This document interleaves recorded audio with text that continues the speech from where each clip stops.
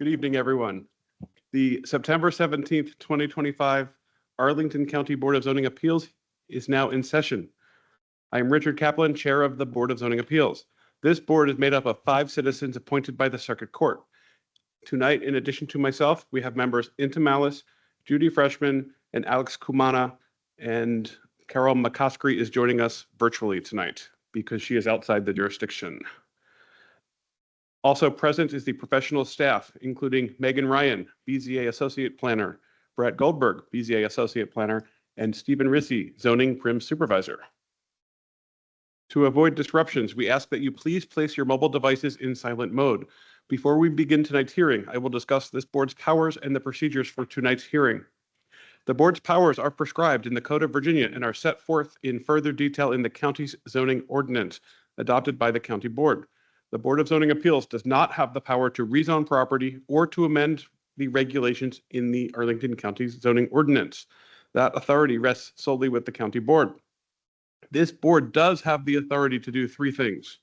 First, the BZA can approve use permits that allow modifications of placement requirements for structures on 1 and 2 family lots where there is no option in the zoning ordinance to allow such modifications. In order to approve a use permit, the Arlington zoning ordinance requires that this board find that the proposal will not adversely affect the health or safety of persons residing in the neighborhood, will not be detrimental to the public welfare or injurious to property or improvements in the neighborhood, and will not be in conflict with the purposes of the master plans and land use and zoning related policies of the county.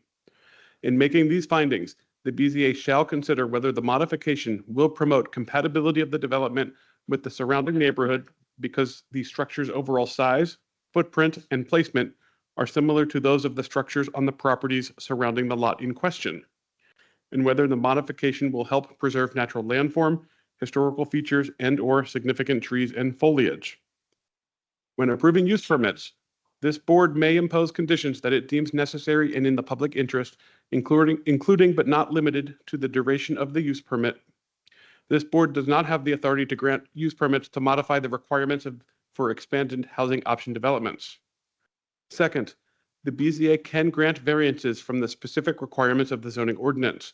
When granting variances, the burden of proof is on the applicant to prove by a preponderance of the evidence that the strict application of the ordinance would unreasonably restrict the utilization of the property, and the need for the variance would not be shared generally by other properties, and such variance is not contrary to the purposes of the ordinance, or that the strict application of the ordinance would unreasonably restrict the utilization of the property, or that granting the variance would alleviate a hardship due to a physical condition relating to the property or improvements thereon at the time of the effective date of the ordinance, or to alleviate a hardship by granting a reasonable modification to a property or improvement requested by or on behalf of a person with a disability.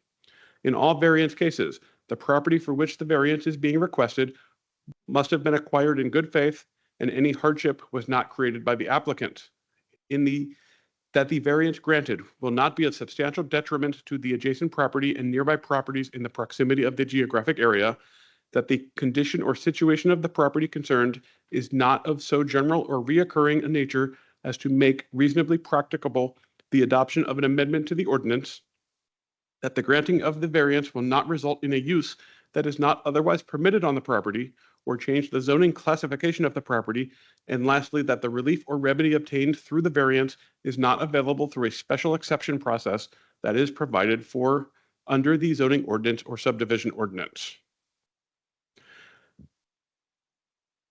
And third, the BZA shall hear and decide appeals of the zoning administrator. Now on to tonight's hybrid hearing. For those who are participating in person, on the front of the table, you will find a QR code linking to a copy of the application package, including the staff report for each case before us this evening. For those participating virtually, a copy of each application package can also be found on the Arlington County BZA website.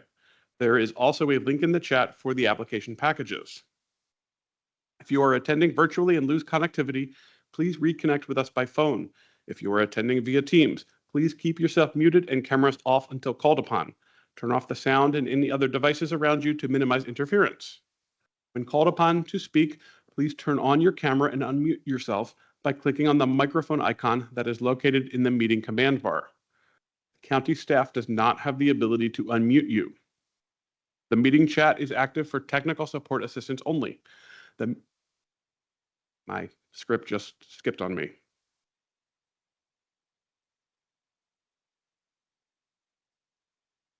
The meeting chat is active for technical support assistance only.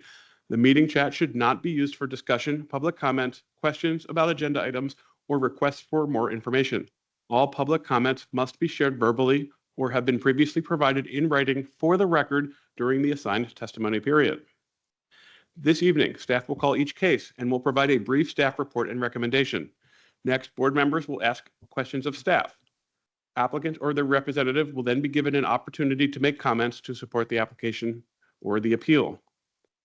Next, all speakers for the item will be called. Speakers must fill out a speaker slip online or is available on the table in the front of the room. After we hear from speakers for and against the proposal, the board may permit the applicant a brief opportunity to clarify any points. The board may ask questions of any speakers, but will not permit any cross-examination or direct questioning by others. For tonight's hearing, this board has deemed the following time limits for speakers to be sufficient. 5 minutes for applicants of appeals and variances, 3 minutes for representatives of organizations, and 2 minutes for individuals. After the board has gathered all the information we need and have discussed the case, we will decide the matter by voting on a motion duly made and seconded. A majority of the membership of this board is needed to approve any of these motions. Please be respectful of the time allotted. This is a public forum, and tonight's hearing will be recorded and posted on the county's website. All information associated with tonight's hearing, whether spoken or written, is subject to the Freedom of Information Act requirements. Any appeal from the decision of this board must be made to the circuit court in accordance with state law. After your case of interest is heard, you are welcome to stay for the balance of the session or leave at your convenience. Tonight, I have a request from a BZA member, Ms. McCoskey, to participate virtually.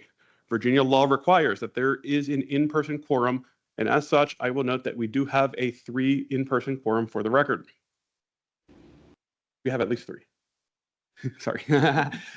Ms. McCoskey has requested to participate virtually because she is outside of the jurisdiction. Ms. McCoskey, can you please certify that you can hear me? I can hear you. Can you hear me? I sure can. And so I will then certify that we can hear you in the room. I believe that is all of the business that I have for tonight, other than the agenda that we have. Does anyone else have anything they need to raise? Then Ms. Ryan, can you please call the first case? Yes, case number V-12062-25-VA-1, a variance request by Julio Mata, the owner to permit a street setback of 24.8 feet to the building wall instead of 25 feet to the building wall as required, and to permit a right side setback of 9.7 feet to the building wall instead of 10 feet to the building wall as required regarding a new 1-story front and rear addition to a semi-detached dwelling in the RA 1426 zoning district on the premises known as 5221 10th Place South in Columbia Forest. Staff recommends that the board adopt the attached proposed resolution granting the variance. Thank you, Ms. Ryan. Do my colleagues have questions of staff on this variance? Mr. Chairman, Ms. Malice. I note that there's an air conditioning unit in the front setback. What's the rule for an air conditioning unit in the front? Let me check that. If with him screening it, he's okay with the street setback, but I can get the numbers for you from the zoning ordinance. I went by there. There's no screening.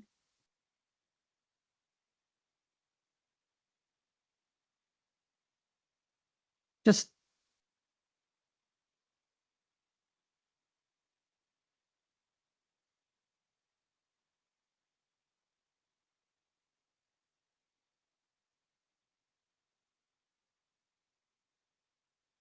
I'm good if we want to proceed while she's checking.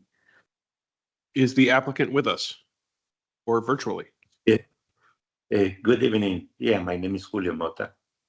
Good evening. Give us 1 second while we bring you up. Thank you.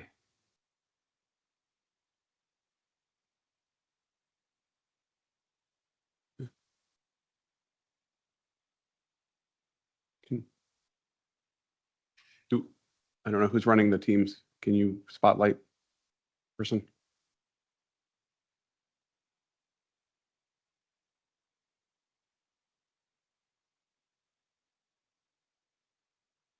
Mr. Mata, were you? Oh, yes, we see you now. Yes, I'm Would here. you like to address your application?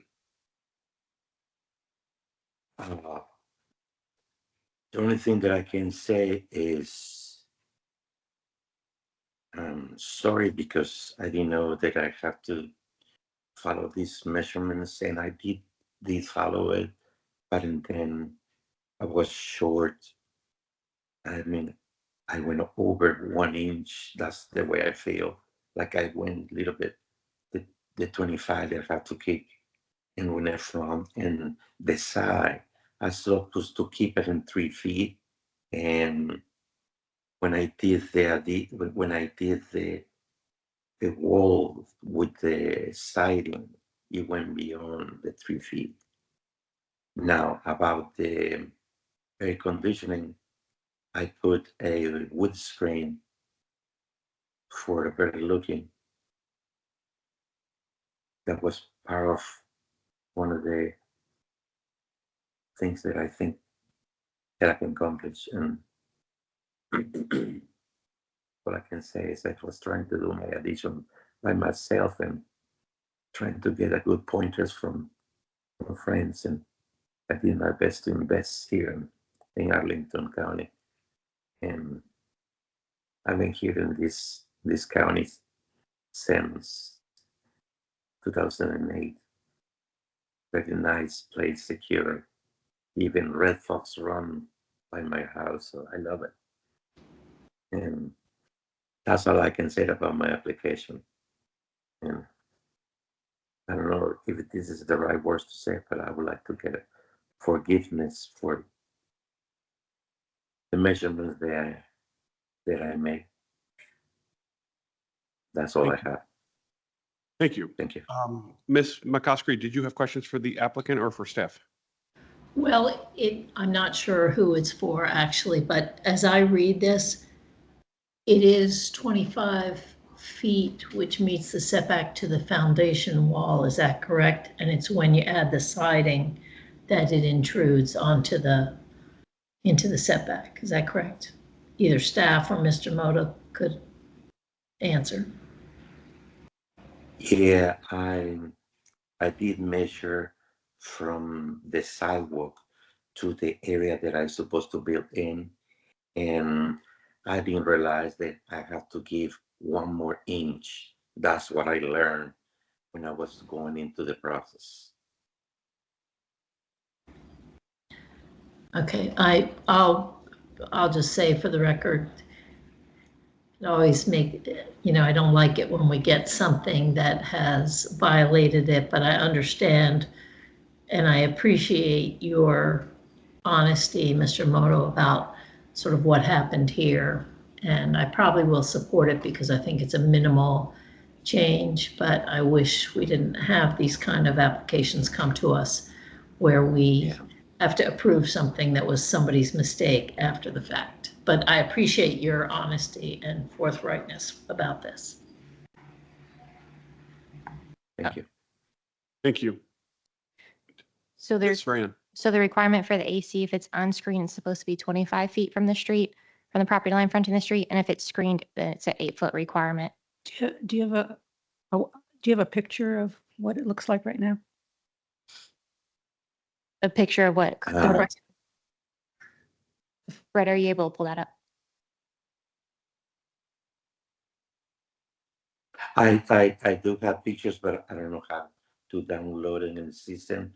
But I saw when you pull my case right at the beginning, you have a picture of the front of the house. We're bringing it up. Should be up in a second. Yeah, The front yard, that's the front. Mhm. that screen, That is not screened. is it screened? No, it is not screened. I see it. So- I do have the screen. I placed it this weekend. Okay. And if it's not screened, what was the requirement? 25 feet. And if it's screened, it's, It could be 8 feet from the Okay. front property line. all right. It did, how can I send you guys the screens? The Okay. screen that I, We're good. We're good Can- right now. Can you tell us, Mr. Moto, you're going to screen the air conditioner this weekend? Is that what you said? no, I did Oh, screen you the- did this the- weekend, okay. Yes, Okay. I So- did. Mhm. Since the picture was taken. Our pictures are out of date. Yes. So this picture was taken prior my Sunday that I did install the screen. Could you describe for us, just tell us generally, what is the screening that you put on there this weekend, this past weekend? Yes, I placed a 2x4s, and then they have in Home Depot like a net, and this is a green wood, so it can last longer, can last. So- And I made it like a net, so the air conditioner can breathe at the same time.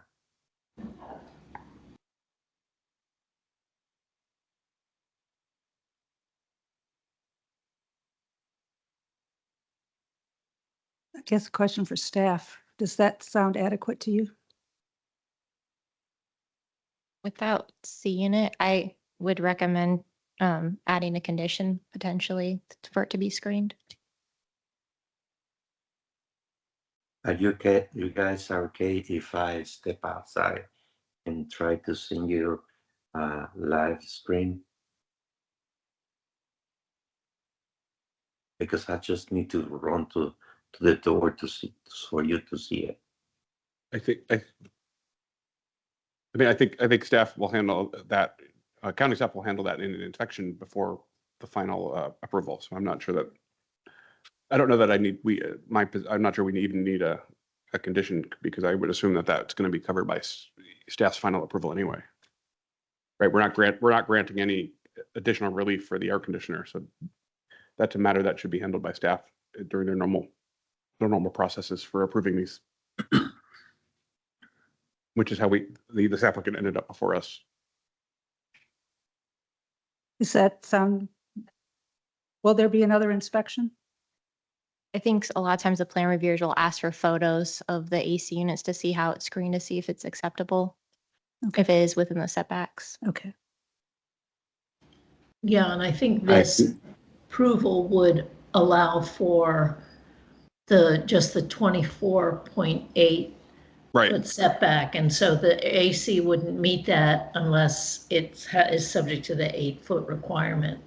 Otherwise, he'd have to come back. right. I don't think adding a condition to mirror what the zoning ordinance says is fruitful.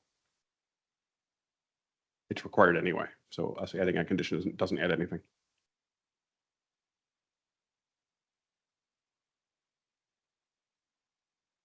What would trigger staff review? I would, staff could answer that. I don't think I need to speculate.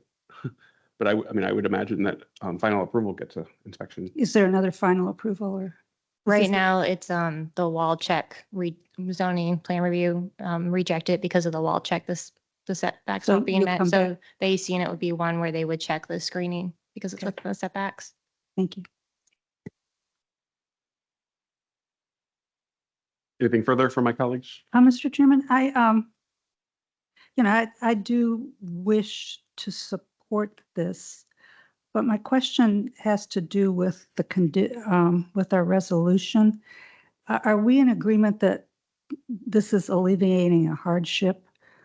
I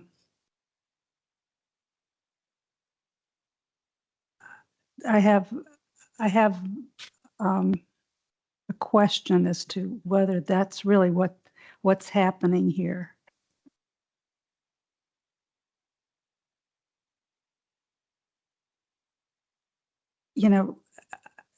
these are the standards that the state gives us. I think there's another standard that the state has suggested in some recent cases that they've heard, and one has to do with reasonableness. You know, I would much think that this is a case of it would be unreasonable to tear the building down or to make modifications as a reason for us to grant this, rather than relying on the fact that it's a hardship.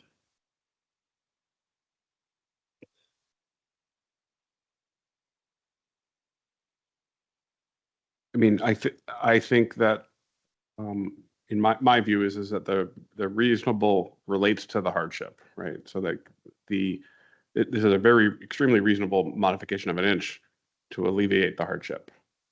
That, but the hardship was caused by the applicant. Exactly. Right. So to me, I don't know that we often do this, but I would say that the BZA has determined that denying the variance for minor construction error would not be reasonable. But That's also not the language that's in the statute. right. The statute. But we can put in our own language too. Right. So anyway, I'll go with the group here, but I think it's a little false to say that, you know, we're alleviating a hardship. Right.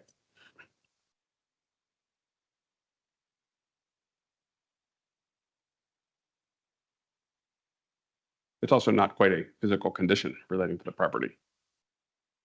I guess it's a physical condition relating to what was built on the property. But I see Ms. McCoskey would like to jump in here.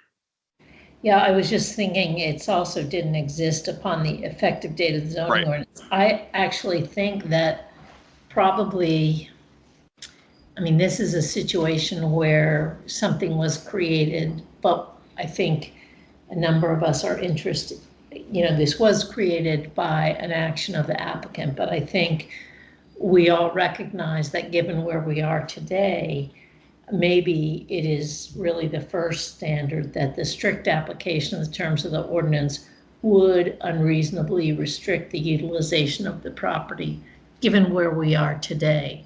So that would change the language in the second whereas, but I think that's probably a cleaner way to go. I think that's cleaner.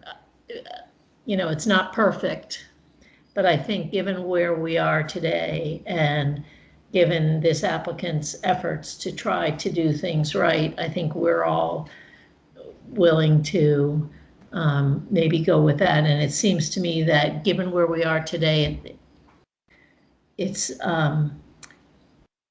might unreasonably restrict the utilization of the property, but I don't think we have a hardship on the date of the ordinance, which would be harder to meet. So we would add the not back into the third whereas. And yes, but we would strike it from Strike the the not. second In the whereas. second one, Right. yes. right. I think that the fact that the word reasonable is in there, I think it's a good way of going. Yeah. Would someone like to make that motion? Mr. Chairman? Ms. Malice.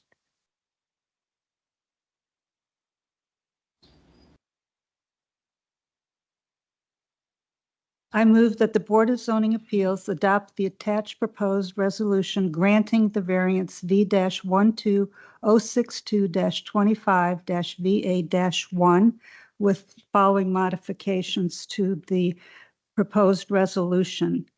In the whereas number 2, we would strike the word not, so it would read, the ordinance would unreasonably restrict the utilization of the property. And in the third whereas, we would add the word not before alleviate, so that this variance would not alleviate a hardship. Thank you, Ms. Malice. Is there Second. a motion for approval with 2 modifications made by Ms. Malice, seconded by Ms. Freshman? Is there any further discussion? Hearing none, I will call the roll. Ms. Malice. Aye. Ms. Freshman, Aye. Ms. McCoskey, Aye. Mr. Kumana. Aye. Chair votes aye. Motion for passage of this variance passes 5-0. Ms. Ryan, can you call the next case? Yes, case number V-1206323-UP-1, a use permit request by Timothy Mock Architect PLLC, on behalf of Olivia McTavish, the owner, to permit a street setback of 19.5 feet to the building wall, 16.6 feet to the building eave instead of 25 feet to the building wall, 21 feet to the building eave, to permit a street setback of 15.1 feet to the raised patio and 20.5 feet to the deck instead of 21 feet to the patio and deck as required, and to permit a street setback of 17.5 feet to the chimney instead of 23.5 feet to the chimney as required, all as required from the easement for street purposes along 37th Road North regarding a 2-story addition, raised patio and deck to an existing one-family detached dwelling in the R10 zoning district on the premises known as 4324 37th Road North in Old Glebe. Staff recommends that the board adopt the attached proposed resolution granting the use permit request with conditions. Thank you, Ms. Ryan. Do my colleagues have questions on this application? Is the applicant with us? Come on down.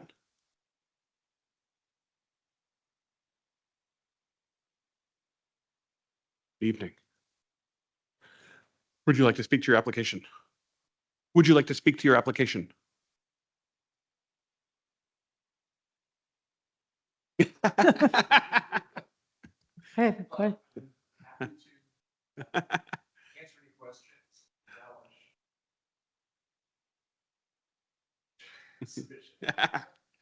Do my colleagues have question for the Ms. I Freshman? just had one question that when I was looking at the feedback from most of your neighbors, not the entire odd-shaped cul-de-sac.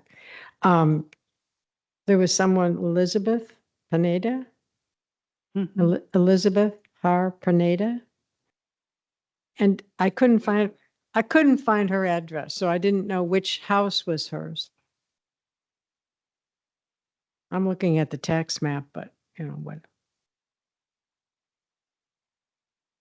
I assume she was one of the ones that is missing from that collection. Hello. She is in street address 4316. 4316, okay. Pretty sure. No, 4312. Okay, yeah, Definitely I already had 4312. 4316. Okay, 4316 is we already have that one. somebody else, yeah. Okay. you. 4312.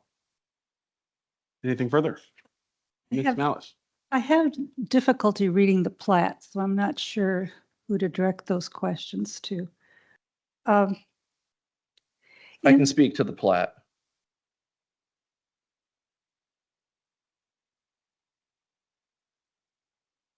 You can raise the podium, which might make it easier for you on the lower right. Okay, maybe, which page is I can, this? I can raise this. This is Yes. page 21, okay. Thank you. It's probably easier that way. Is this plat that's on the screen in our package? Is it this?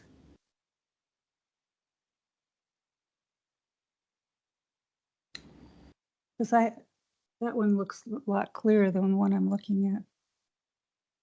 So is it the porch that is causing the issue? It's multiple elements. It is inherently a non-conforming structure, as are many on the street. But we want to work with the existing structure and retain as much of it as possible. So, But the porch is not necessary to the rationale of more living space? no, it is not necessary to the rationale, but it's a desired amenity. You see, Ms. McCoskey? So it seems to me that you could you could put a raised patio like this on what I'll call the back of the house. Like, I understand that you have an unusual condition in that you have this curved street, But it seems to me that that doesn't make it impossible for you to have sort of a bigger space if you wanted it, because you do have, and I could be wrong and not understanding the rules, but it seems to me that you have room in the back of the house where something could be added. You could add a patio or something like that and not put it on the front where you would require this use permit. Am I correct about that?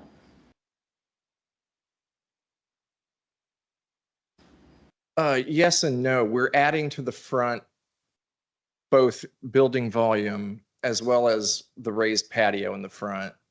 And then the stone patio in the back, we're building a raised deck over the existing one. Part of the reason we're not adding to the back is that we have existing landscaping. You can see the stone wall. Considerable resource was expended to flatten the site years ago. And those existing stone walls have value. So we're trying to, again, work with what is there. And the front has greater flexibility.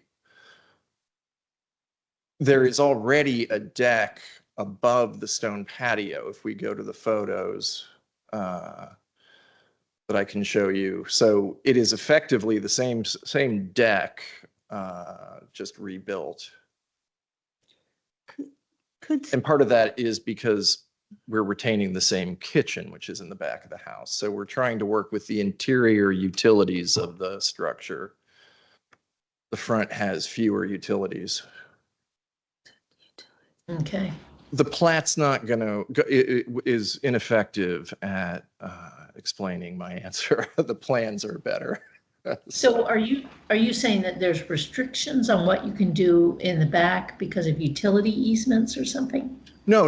I'm saying that it's cost prohibitive. Okay. We already have plumbing. We want to keep the same bathrooms, keep the same kitchen layout, etc. To push out the back, if that's what you're asking, instead of the front, would require entirely new kitchen, plumbing, new bathrooms, etc.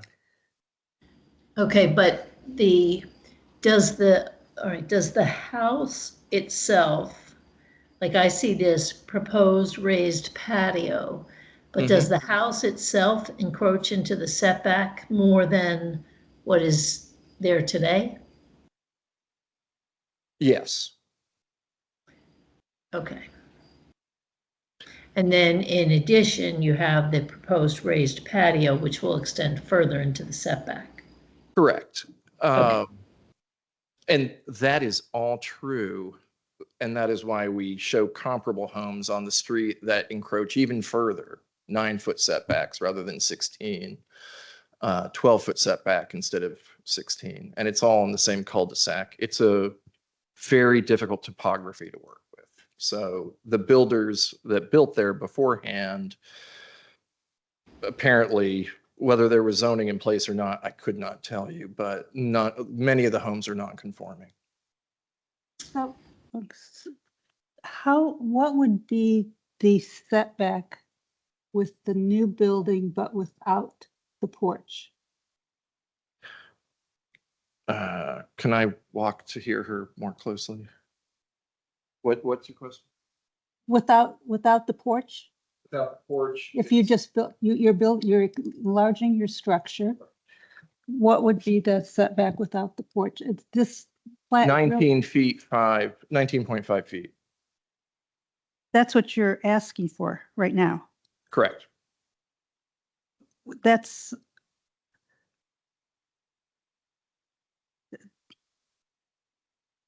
So does that include the porch? No, the porch would make the setback 15.7.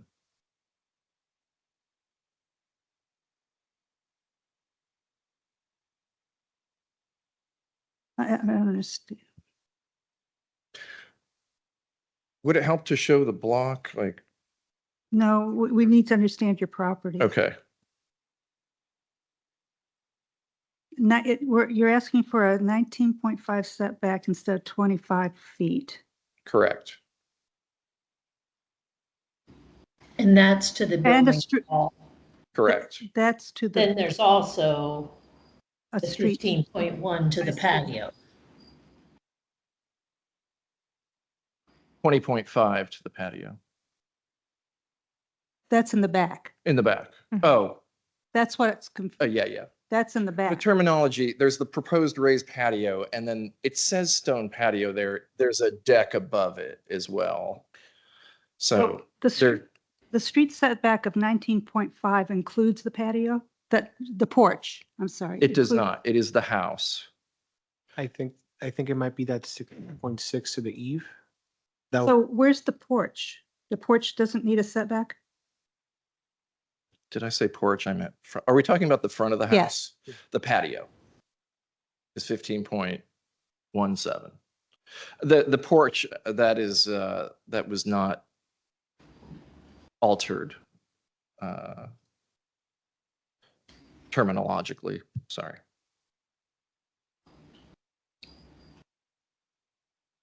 I had several iterations of back and forth regarding It's a what? terminology. I'm sorry. 15.7, that should say proposed patio. They asked me to You change the need to, terminology. but you need to speak in the microphone because it's all being recorded. I was asked to change the name of the front, what I had been calling porch, to proposed raised patio. The annotation under 15.7 retains my previous terminology, which is proposed porch setback. It's a proposed patio setback. And I There. have a question. I have a question. I just, Ms. when Reichman. I'm looking at the patio, and the setback discussion with your, can we go back to? Thank you. So with the proposed addition, essentially squaring off the house, and then proposing the raised patio, the size of that is, and the shape of it is meant to follow the contour of the street. Correct. So it could be less intrusive, that part of it. I mean, it appears more to be a design issue, although I assume that there's some usability It is. It's involved in it also. correct. But since we're talking about encroaching into required setbacks, that seems to be extending the issue. It Or is. maybe compounding the issue. That's why we're asking permission and not Okay, doing that's it. reasonable. It is I think it complements the design, frankly. I'm obviously the architect. I have a vested interest in the design to have something that is organic. And because the patio follows the street, it seems natural that we can put plantings around it. And it softens the hard edge of, the squared off corners. So I just thought it was nice. It's not overly large, but it does push the setback. I But agree. landscaping will encroach even Soften it. further. Yeah, I Yeah. get it. Thank you. it'll soften it. I have a couple questions. Can you tell me what the depth of that patio is? Height or depth? Depth, Uh, not height, because Can I? it open looks up- pretty deep on the plan. I'm going to open up the original files if that's okay. And then my second question is, have you identified any comparables who are asking for the 3 different reliefs in the same property? I don't have comparables for that, no. I just have, I mean, and this is a problem that this board always wrestles with, is that applicants come before us and say, well, this house has a front setback of this house has a side setback of this, and this house has a porch of this. And Right, then and we wanna then do we want all to combine three. them all into the same property, right? I understand. I did not think of that as a relevant consideration, but it is.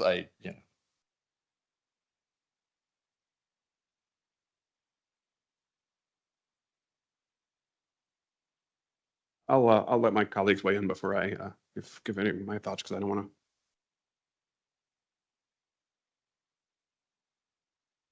to sway anyone at the moment.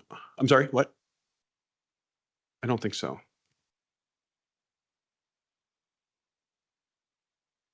Ms. McCoskey has a hand up.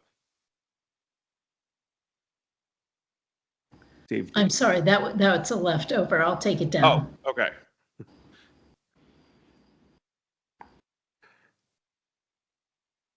I guess I will discussion with the board. Does anyone want to speak? Or try a motion?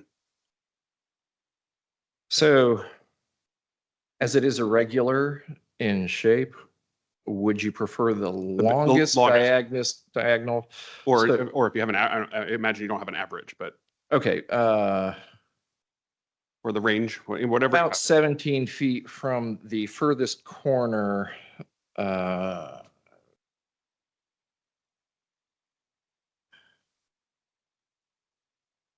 near the entry to the, yeah.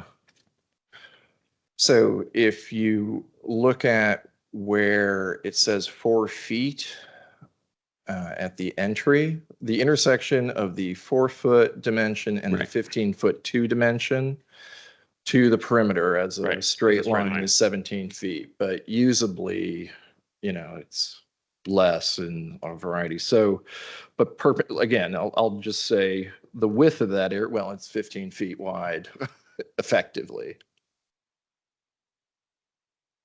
Thank you.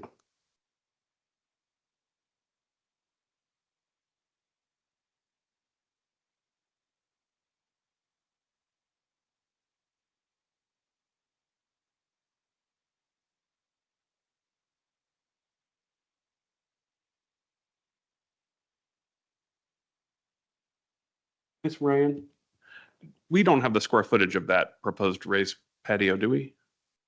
Is that the 297 square feet of new space on the first floor? I don't think that's what that refers to. Let me check. Oh, no, I just saw it, 333 square feet. It's on the plan. Yeah, I got it. And they confirmed it, so. I answered my own question there. It's in the staff report.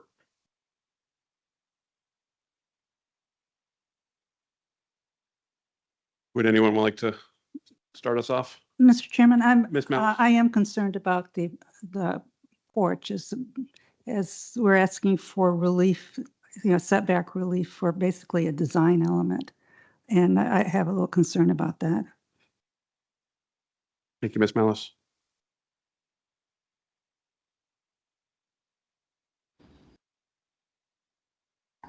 I see. There will have to be steps to the front door in some manner or another. The front door is presently not at grade.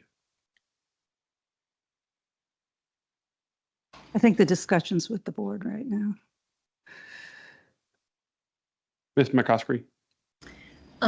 Yeah, I have a concern about this. I think that this property has an unusual condition, given that it has this curving street and yet it's not treated as a corner lot.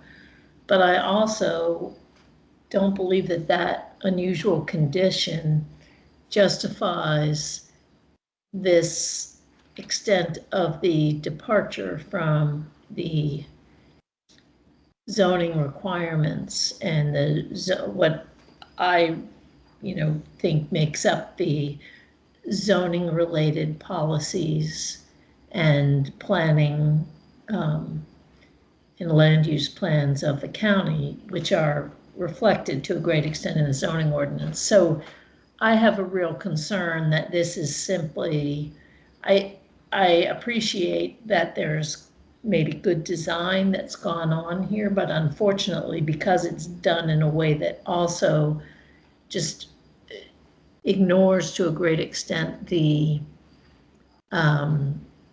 zoning requirements, I have a concern that it is in conflict with the plans and land use and zoning related policies of the county and therefore won't meet the standard for a use permit approval. Thank you, Ms. McCoskey. Ms. Freshman?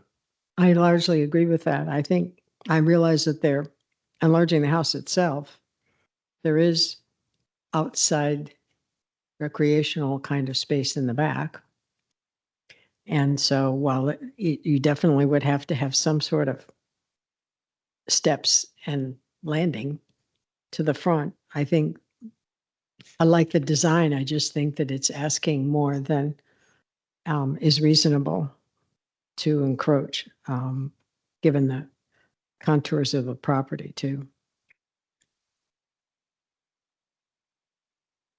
Mr. Kamana.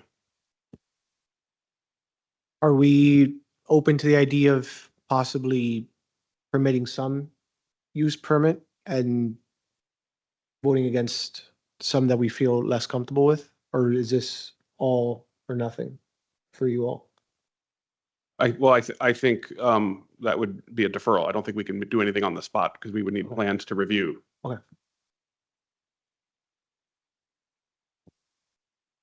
Correct.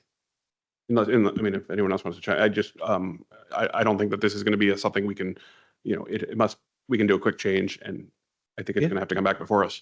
I'll just add that I am more concerned with the compatibility of the neighborhood, and that I don't think that the standard has been met for the preponderance of the evidence, specifically regarding what I was referring to before with having the 3 setback reliefs all in one property, but also the addition of a 333 square foot front patio / porch. There's been nothing in the record that establishes that is compatible with the neighborhood. Right. So I'd want to see, if I were going to consider approval, I'd want to see kind of more evidence for those 2 items.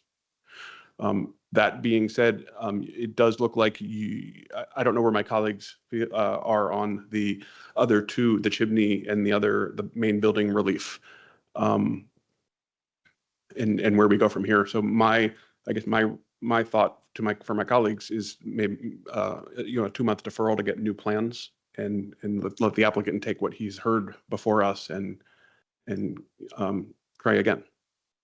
I would agree with that. I think that the applicant has heard the comments and concerns, as has the staff, and the staff can provide guidance on not any guarantees, but on something that might be responsive to the comments that have been made, and less of an intrusion or less need for as many exceptions, if you will.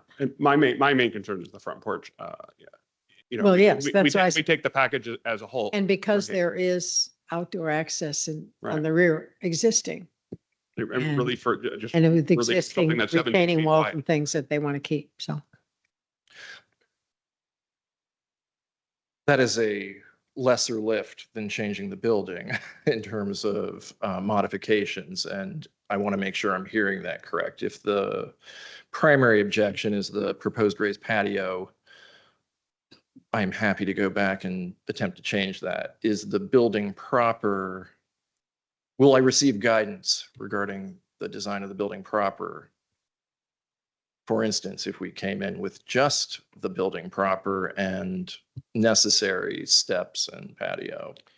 I think based on the application, it's the patio, the chimney also requires a use permit, the setback there, and the front porch. And I think members of the board have had issues with the patio and the front porch. I think it'd be both, the front and the back. The front and the back, okay. I don't think the structure itself, So the enlargement of the structure Does is it- not. I don't want to speak presently for other offensive. people. I won't put words in any of your mouths, so. Yeah. I suppose it would be helpful to receive written guidance on each of the topics then.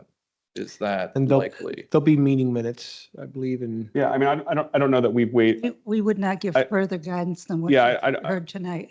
I don't know that anyone has, we haven't discussed the increase in the square footage of the main building, right? Because we're filling in that corner from the original property to the next. I think most of us have just focused on the patio, and I don't know that necessarily means that we all would approve the main building. I just don't know. but is the main building in question for what's in front of us? I don't know the answer to that.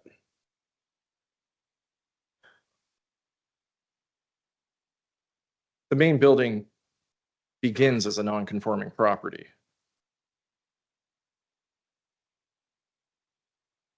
I think you're looking for some kind of specific direction from us and some kind of guarantee that, No guarantees. Okay. But you know, bias. But, so you have not heard any negative discussion about the building About the building. itself? Right. So you can take that for what that's worth. Okay. Right, we look at the whole plan, and so I think it's tough to look at each individual piece in, by itself. We look at the whole. And so it's Okay. hard to give feedback to what we would or wouldn't do, because you could go back and change something and it would affect our opinion on something else. Right. And I think that what you've heard, that while we didn't address the building, I think the fewer exceptions, the better. And clearly it's the front patio, which doesn't mean that the, squaring off the building itself might present some questions Right. and require some exemptions. But I think generally speaking, if you're going to go back and listen to the comments, and especially the staff guidance will be helpful. Okay. I look forward to receiving them. Thank you. Oh, are we looking at a 2-month? I was going to deferral? add, is 2 months? So Yeah. 2 months is fine. could be, right, because staff has to advertise it, and their deadlines probably for next month have already passed, and this looks like there's going to be some significant revision, and that's going to take staff who is shorthanded time to review. So I don't think they would possibly be able to get this reviewed and advertised in time. In that time. Understood. Yes. So I think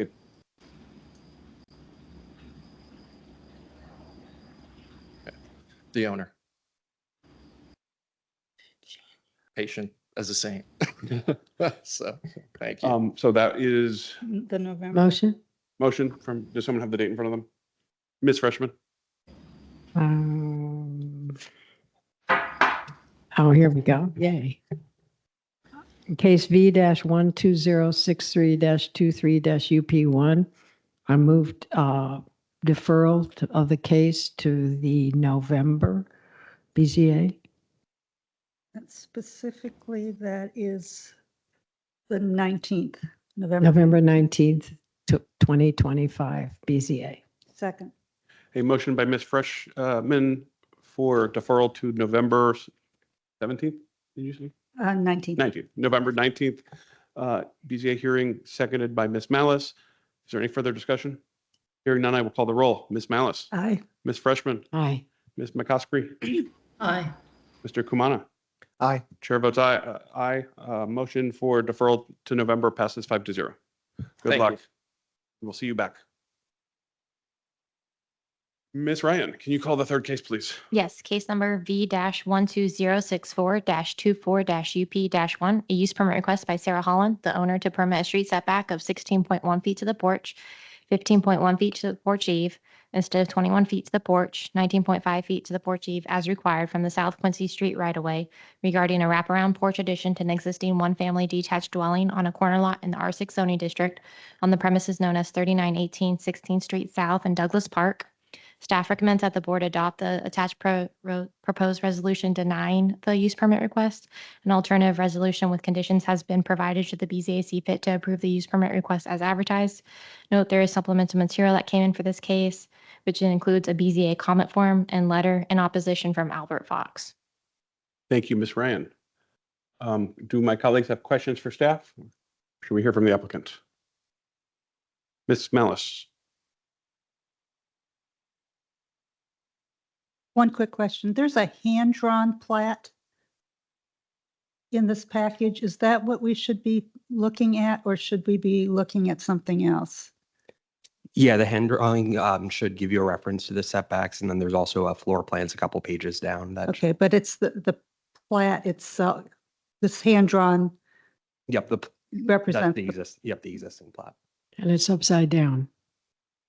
So you have to put Quincy Street on your right in order to yeah. have it fit. Right. That took me a bit to figure that out. Yeah, thank you. Is the applicant with us? Would you like to speak to your application?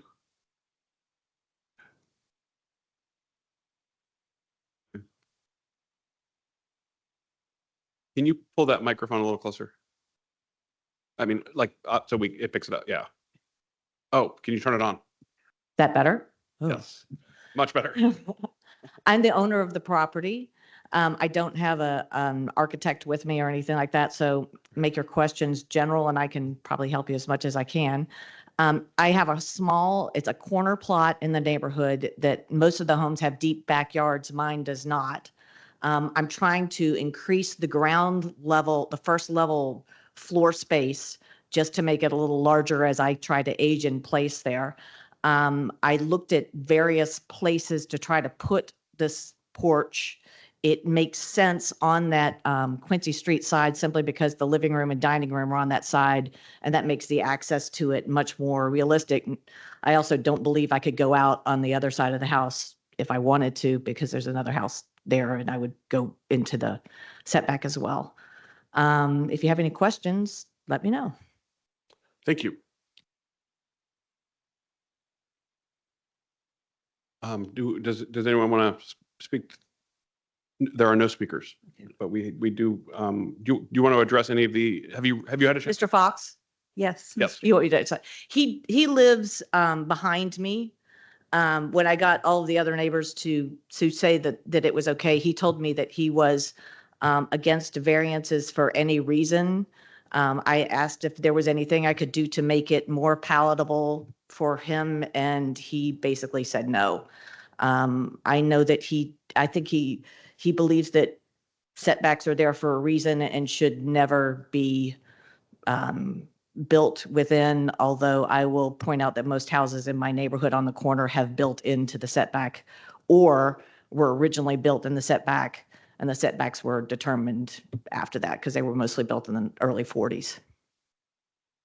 Thank you. Mr. Kumana.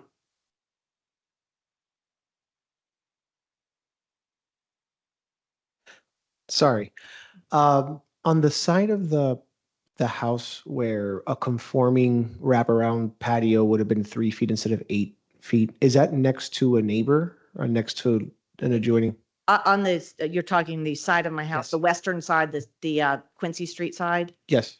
That's a park. That's Douglas Park. Okay, so the 3 versus 8 foot setback there fronts the park. Yes, Okay. yes, Well, So the the- park is I believe across so. the street.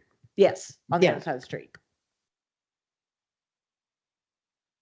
There's no home there, is what there's no home for it to affect. So that's not where the The applicant Neighbor. the neighbor lives behind me. I'm seeing if you can see it see the house. Yeah, that house. That is where.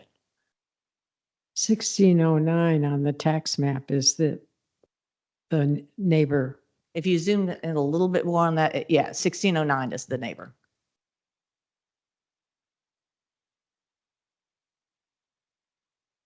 Thank you.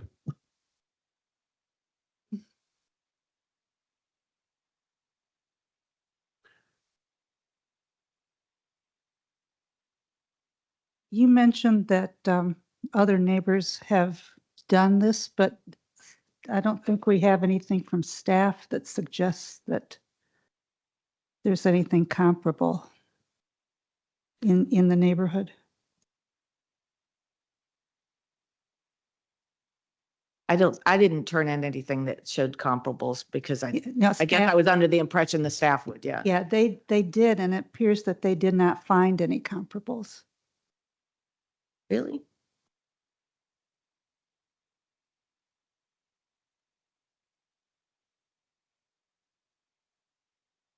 Have you had a chance to review the staff report in this case?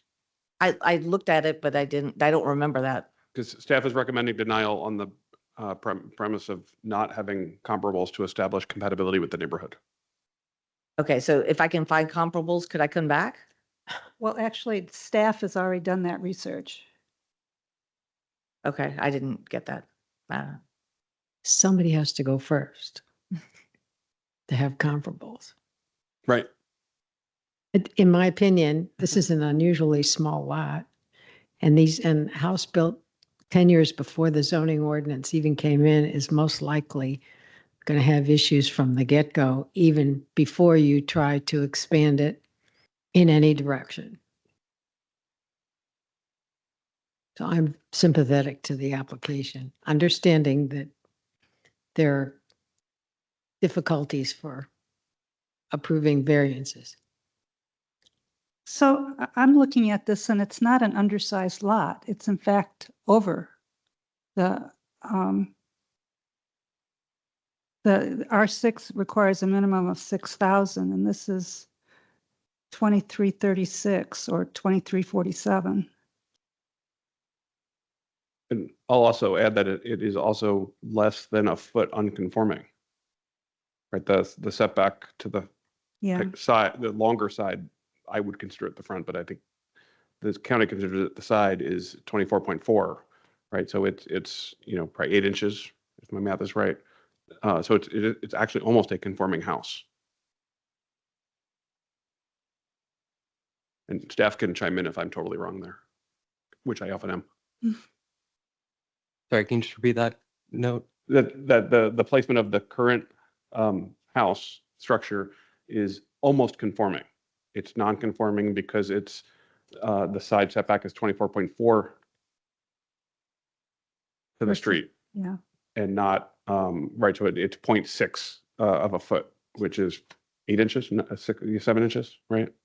But I think that's the only non-conforming part of this that I have. So my struggle here is that this is almost a very conforming property, right? Just trying to build significantly more on this lot to establish a new neighborhood compatibility. For whatever that's worth to my colleagues. I agree with that. And that's not saying that I wouldn't support anything, but we're asking for, a pretty significant wraparound porch on 3 sides here. On the front and the back, it's already there. There's an existing front porch and an existing back stairs and porch that are there. So I'm just taking them and connecting them down the Right. side. That's right. Asking for relief on one side, but it's touching 3, Yeah. but not insignificant relief from what is almost a very conforming side of the house. And if my memory is right, the zoning ordinance already provides for 3.5 feet into the setback for the porch. Does that apply to this side? They could get a 4-foot encroachment 4 foot, for the right. facing the street. Right. So 21 feet from the street. That's right. And the thing is, for me, like the cost of putting this in, a 4-foot, 3.5, 4-foot porch is not really enough to sit in. I mean, it's just not big. It's not big enough to appreciate it. So that's what I'm looking for the extra to. And that's that's kind of beyond our Yes. purview. That's a Mhm. county board set that as their standard for the neighborhood. Right? Yeah. Yeah, I think the issue really is, if the county board needs to modify the ordinance to establish that they're willing to have porches go into the setback more than they're allowed to now. We have to go by what the county board has passed and has given to us and that's what, the zoning ordinance says right now. If the county really wants deeper porches, they need to make a change to their ordinance to allow that.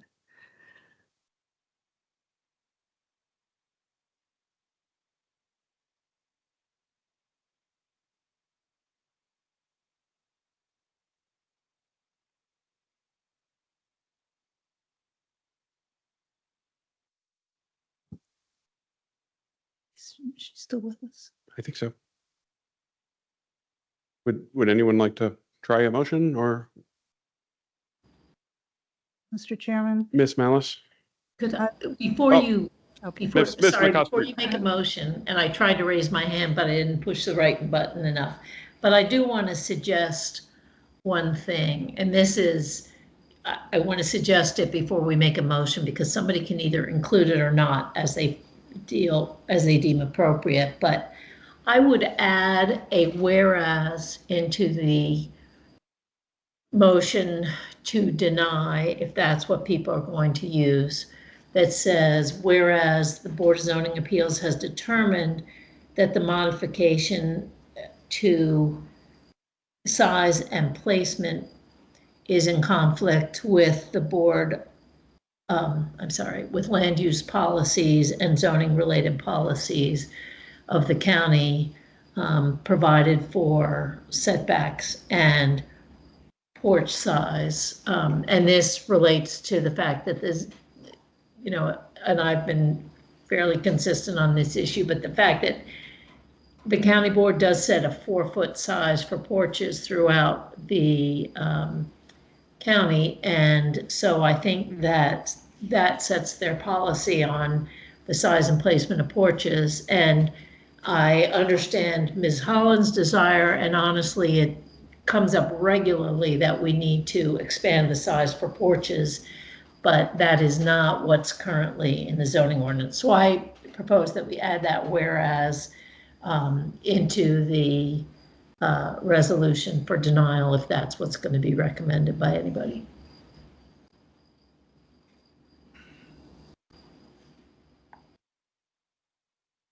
I have no objection to adding that. I'm just looking at something real quick. I'm just going to pull that up.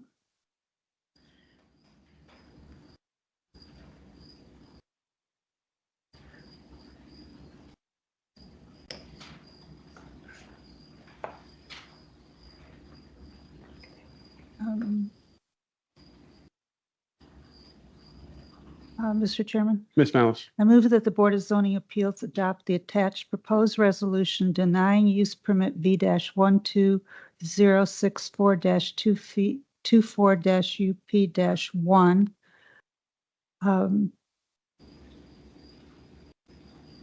with a third whereas that reads, whereas BZA has determined that the size and placement of this porch is in conflict with master plans and zoning for setbacks and porch size. Ms. McCroskey, you want to finish that? No, I think that's it, period. That's it, because it's just a finding that It's a it's in finding. conflict with those policies. So I think that's correct. Okay. That's it. do we have a second? Second. A motion by Ms. Malice for denial as advertised with an amendment, seconded by Ms. McCoskey. Is there any further discussion? Hearing none, I will call the roll. Ms. Malice, Aye. Aye being vote to deny. Ms. Freshman, No. Ms. McCoskey, Aye. Mr. Kumana. Aye. Chair votes aye. Motion for denial passes 4-1. So I know it's disappointing, and we're disappointed that we can't do more on these, but we're bound by the zoning ordinance. Thank you, Ms. Malice. Ms. Ryan, can you call the next use permit? Yes, case number B-12065-25-UP-1, a use permit request by Adam D'Amato on behalf of Craig and Bridget Stephenson. The owners to permit a street setback of 16.5 feet to the porch, 15.7 feet to the porch eve instead of 21 feet to the porch, 19.5 feet to the porch eve as required regarding a porch addition to an existing one-family detached dwelling on a corner lot in the R6 zoning district on the premises known as 6001 14th Street North in Highland Park, Overley Knolls. Staff recommends that the board adopt the attached proposed resolution granting the use permit request with conditions. Question? Ms. Freshman, I did not find any neighborhood input and no supplemental. Is that correct? That's correct. I would suggest a deferral.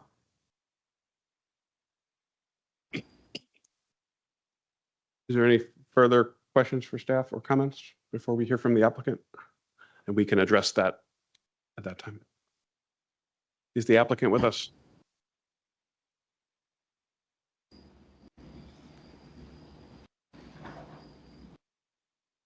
Do we have an applicant or owner's agent with us? Do we have anyone online? There's a couple Oh. phone numbers called and I had to mute one because they were loud. So maybe they need to press *67 to unmute I themselves. believe you have to press *67 if you're joining us by phone, and we can't hear you.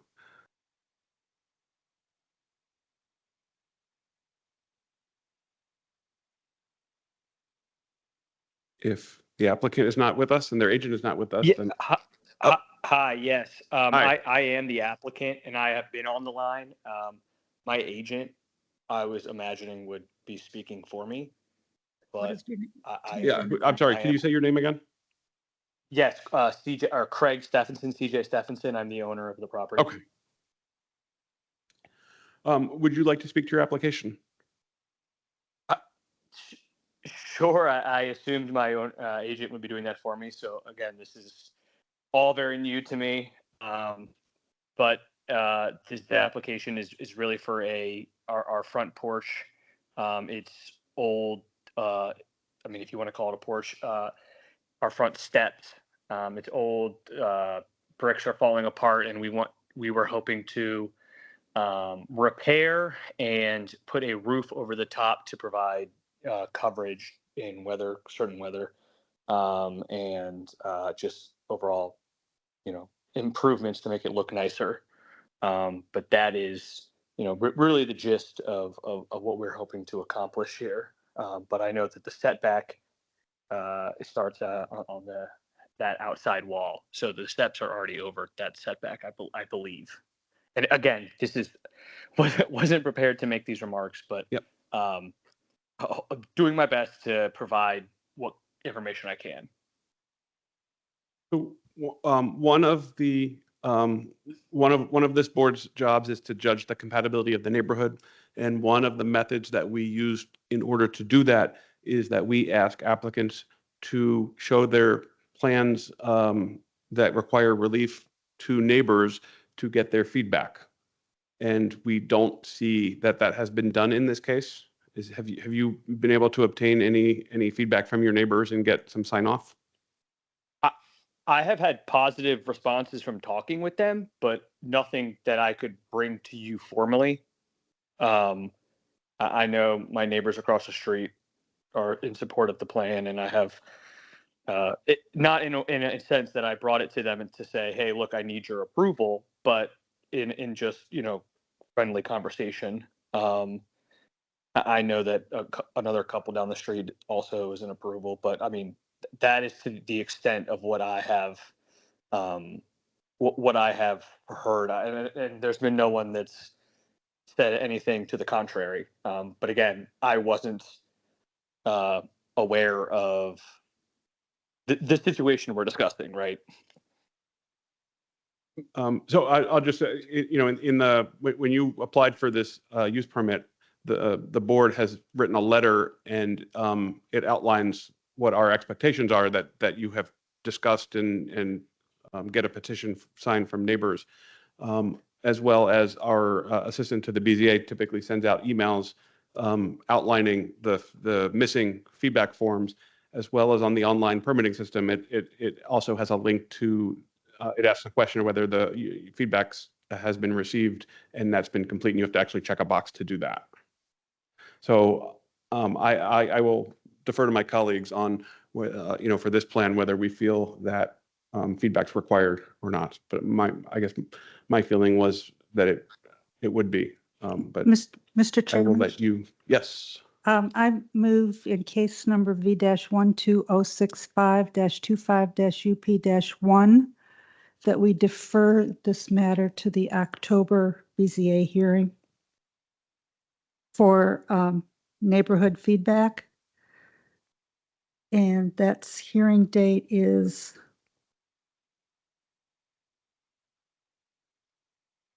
October 15th. October 15th. October Thank you.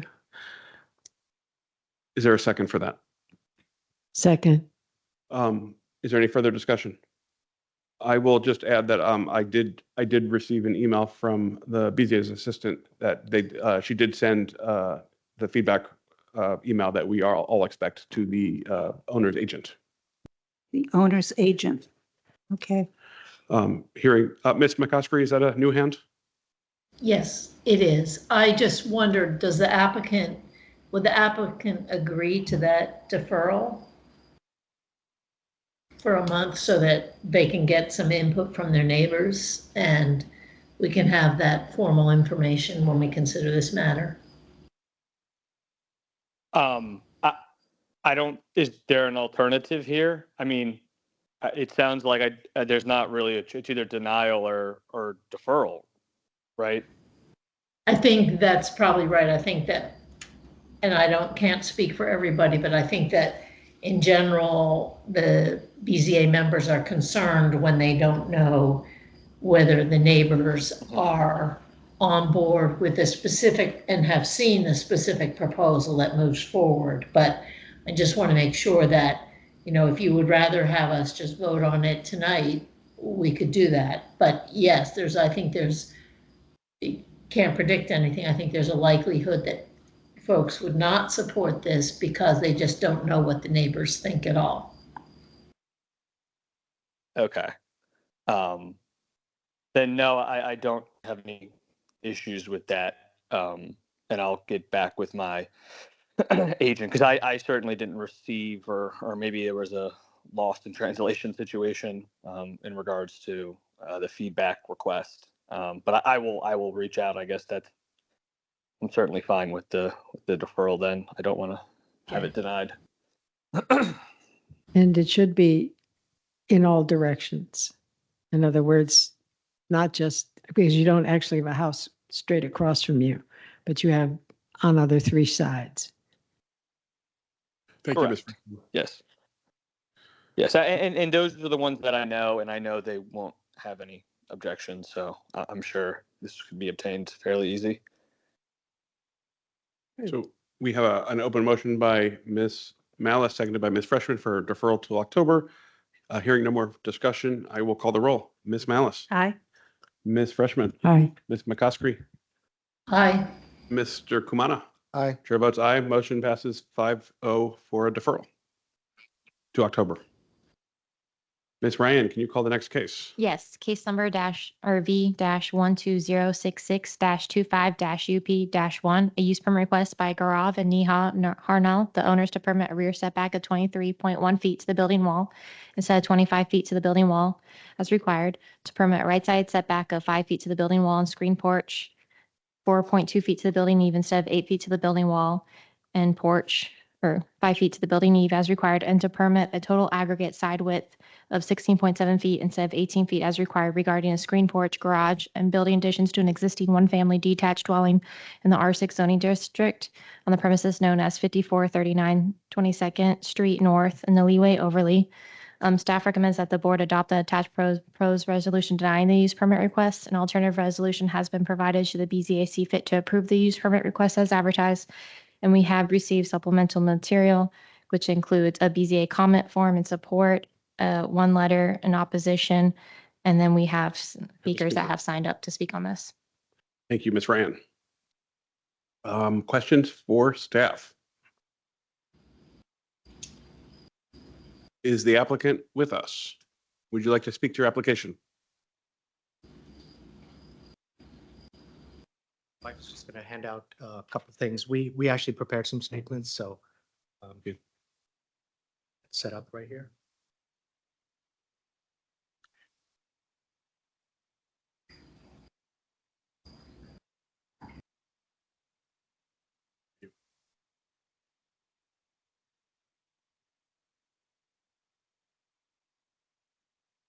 Thank you. We also have a PowerPoint, which I think the pictures will aid in what we have to present today. Okay. Good evening, respected members of the board. My name is Gaurav Harnal, and I'm here today with my wife, Neha. We're grateful for this opportunity to speak with you about our application. Neha and I have lived in Arlington County for over 22 years, 12 of those at our current residence. We have 2 young children who attend Swanson Middle School and Nottingham Elementary, great schools nestled in a wonderful community that we have come to love and endear. And over the years, our family has developed strong bonds with several of our neighbors. Our 1950s home is aging. Our needs have evolved. We've outgrown the living space.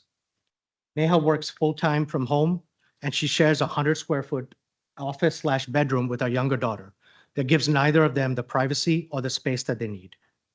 Our girls also share a hallway bathroom that is centrally located and used by visitors and guests on the main floor. They need their privacy and space as they grow older. But these are just some of the examples of our interior space constraints. One of the most prominent challenges we face is the significant grade of our house that's been built into a hill. Our layout is unique in the neighborhood. It differentiates us from all other comparable homes nearby, and we truly feel it warrants an exception review. We do not have the deep pockets to compete for newer Arlington homes in this current housing market. You may go to the next slide, please. What we're showing here is an existing front view of our home. So when we engaged our architect, a structural engineer, and our builder about 7 months ago, we established 3 key guiding principles. 1, we wanted to maintain the existing main building footprint to avoid a front expansion, which would require the removal of no less than 4 mature trees and potentially trigger significant soil disturbance.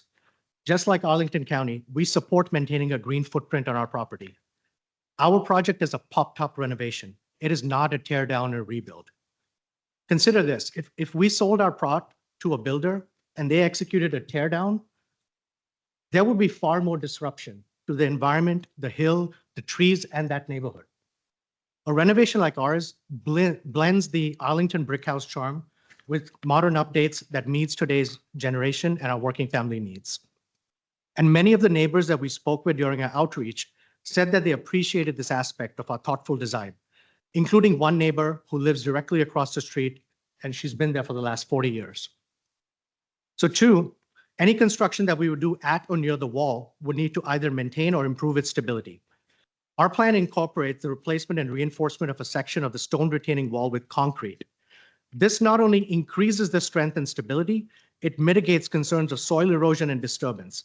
And this approach was professionally confirmed by a structural engineer working with our architect and builder through tests we conducted at the wall earlier this year.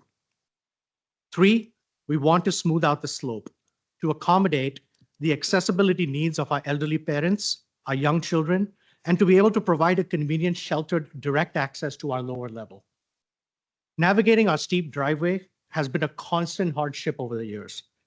3 years ago, during a storm, a large branch from our neighbor's tree broke, smashed into the roof of our car. 3 months and several $1,000s later, we got our car back.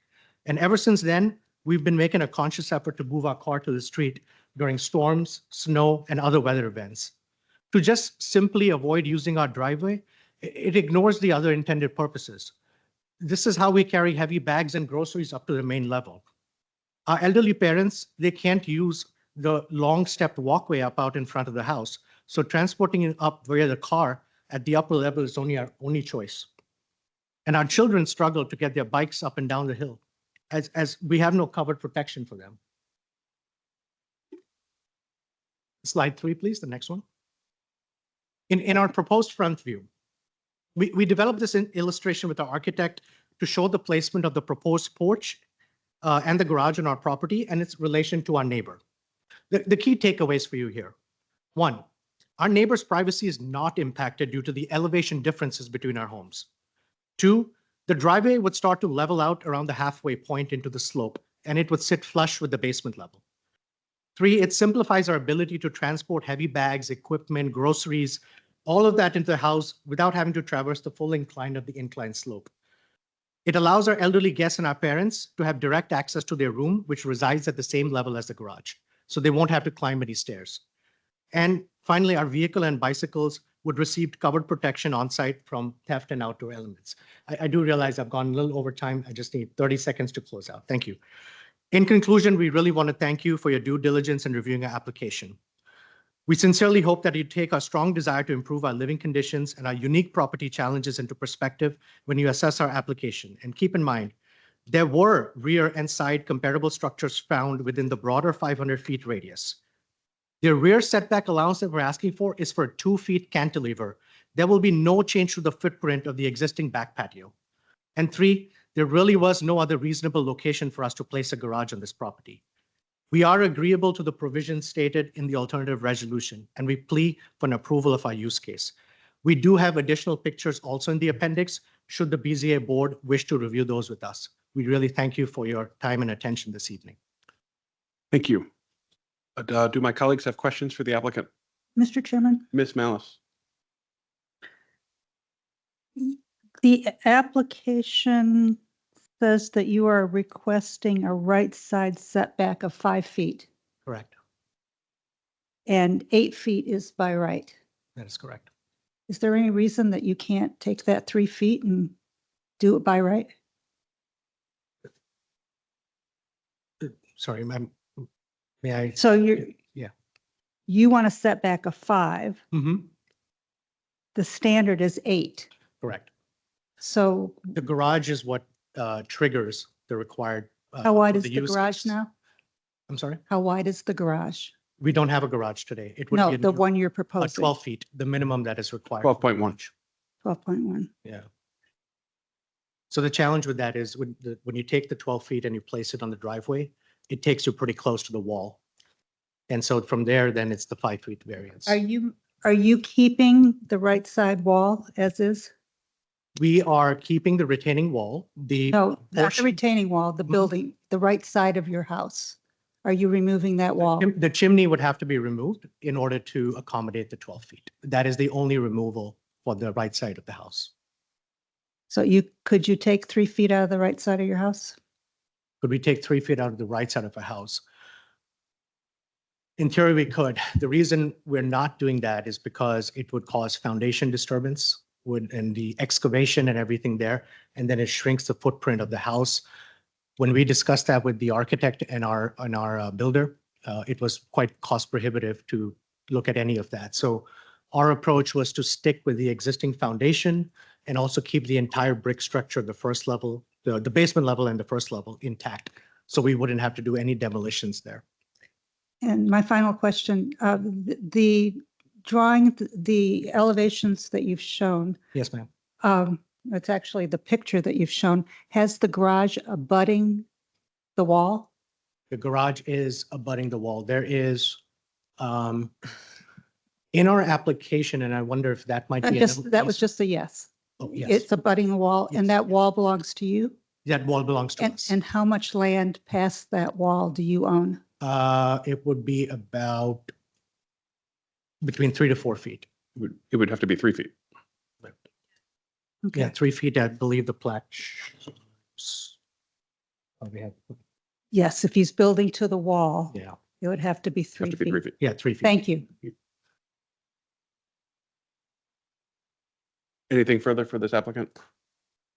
I have a question. Ms. McCoskey?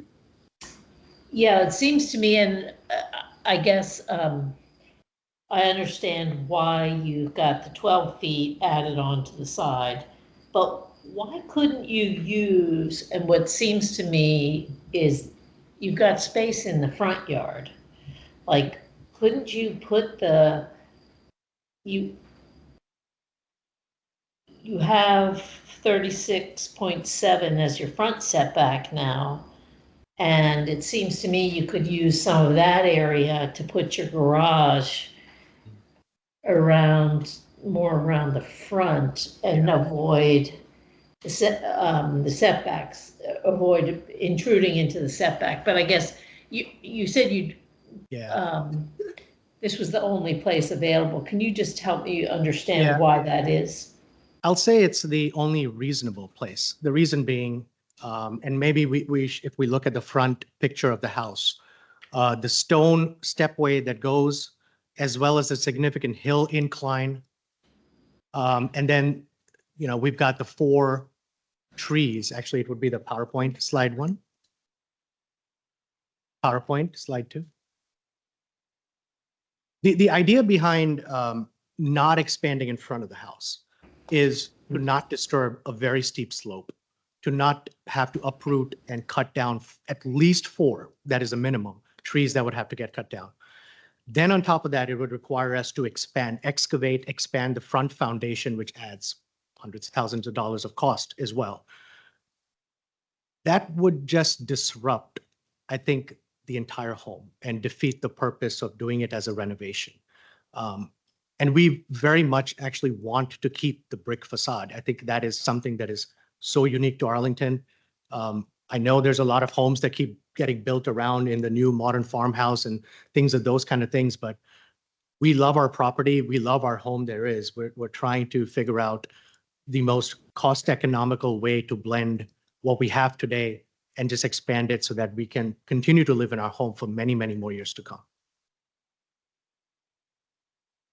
Thank you. Is your front elevation going to have brick with the proposal? Yes, the basement level and then the first level above that will be brick, the existing brick. It will just be painted. Painted, okay. Painted, Okay, yes. thank you. We have a speaker, so let's hear from the speaker. Okay. And then we'll probably follow up. Mr. Blinder or Mr. Cronus? Whoever's planning to present.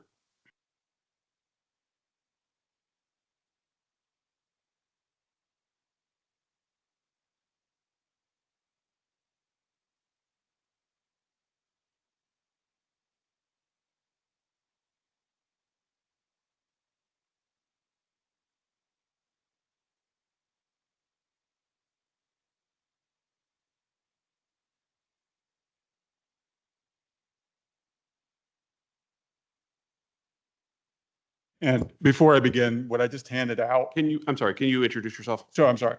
Aristotle Cronus. I'm the attorney for Michael Blinder, owner of 5419 22nd Street. He is the property right next door to the proposed garage. On the wall. On the wall, yes. Before I start my comments, I just wanted to let you know what I handed up just now was an email that came in today to my client. That is actually from the owner on the other side of on the left side encroachment, on the left side setback, who on the left side of the subject property. Of the subject property, Okay, yes. thank On you. the other side of the subject property, who is basically now recanted and sort of withdrawn their proposal after their support after realizing exactly what was entailed. And that's something that I will speak to you, is that the fact that a lot of the neighborhood support was really done without any sort of disclosure as to the fact that we're going to be encroachments into all the setbacks. So, but that's just sort of something I'll touch on. Address of the person who sent this letter? Of that person, it is, it's right, it's the other side, it's, I'm sorry, yeah, it's 5445 22nd. It's on the other side of the subject property. Thank you. It's written in the first paragraph of that email. So, correct. So, as I said, Aristotle Cronus for Michael Blinder. We agree with staff's recommendation to deny this application and their analysis that the setback encroachments, all of them that they're asking for, would not be compatible. It's worth noting that the few examples that staff identified of non-compliant setbacks were primarily the result of variances from before 2006. This is before this use permit became a viable option. Variances back then used to be liberally granted, but now the use permit has created a set of conditions that obviously this board must honor. Our own survey of the neighborhood confirmed that this addition would be an outlier. In short, this lot cannot support a garage addition without a major encroachment into the side yard setback. Garages are exception to the rule in this neighborhood. And frankly, they're an unnecessary convenience given the on-site parking that exists on the subject property. He's got a driveway and the ample street parking in the neighborhood. This is an unregulated, this is not in a metro corridor or anything like that where parking is an issue. They can have plenty of street parking. We further agree with staff. This application does nothing to preserve natural landform, historical features, and or any significant trees or foliage. In fact, that we argue that building next to that retaining wall is actually going to harm the natural landform and could lead to a loss of trees and vegetation along that retaining wall. Where we disagree with staff is that the proposition will affect the health and safety of the persons in the neighborhood. Building right up to that wall is going to have land disturbance, not to mention they're blocking off the entire right side of the yard to emergency services. You can't first off, overlook the impact that this will have on my client and his enjoyment of the property. That elevation, there isn't an elevation issue. There's going to be directly porch on porch. They're going to be looking at each other right there within 5 feet.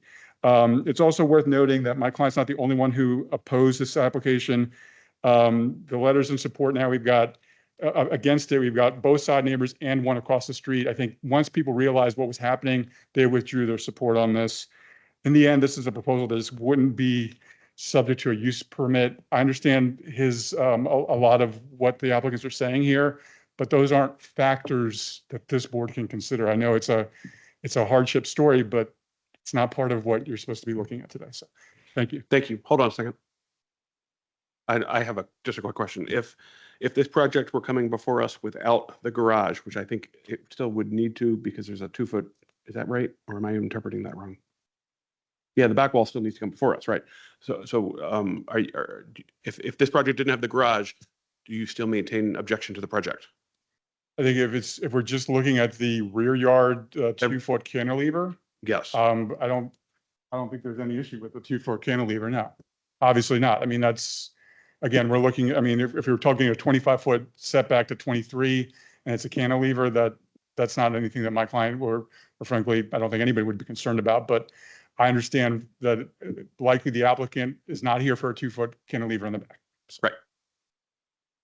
Ms. Mellis. So if the applicant moved the retaining wall, there would be a 8-foot separation from your client's property. So instead of a 3-foot difference, it would be an 8-foot difference. Is that 3 feet really significant to you?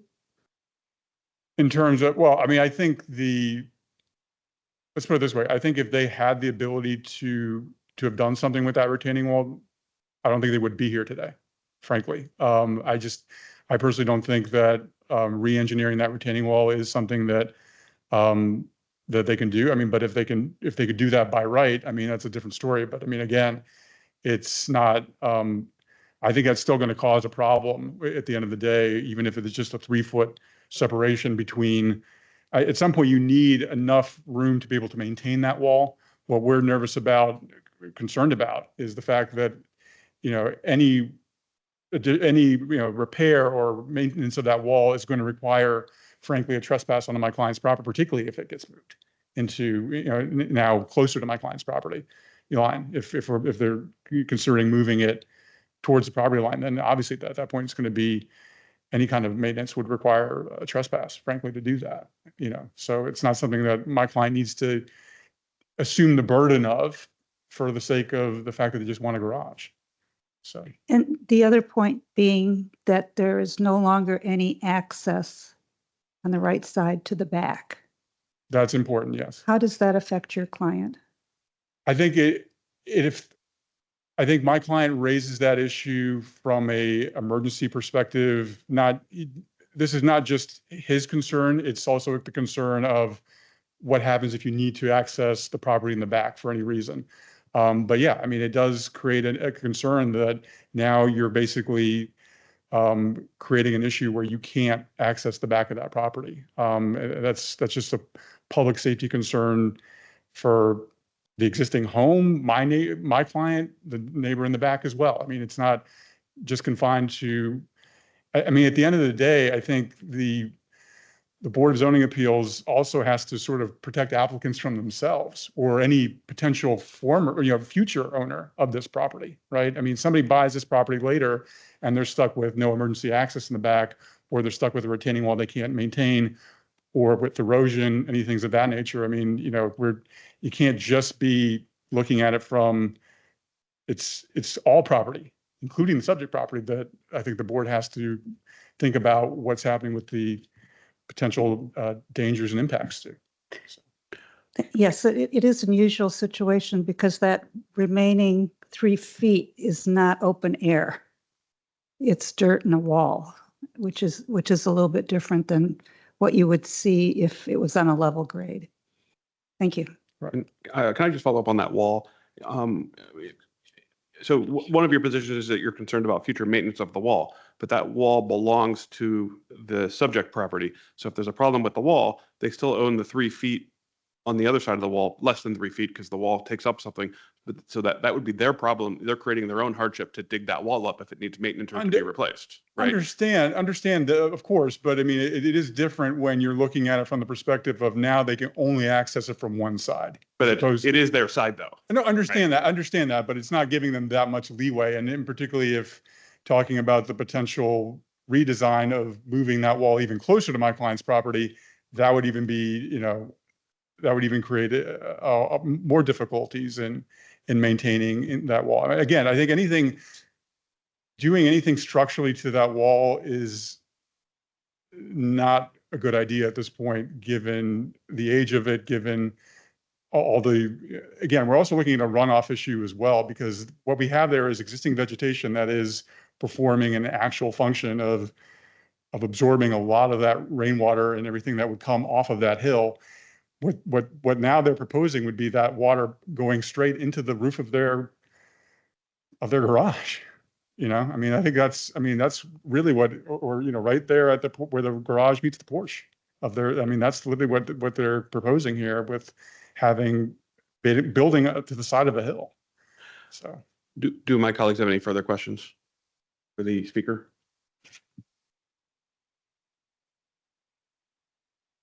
No, thank you.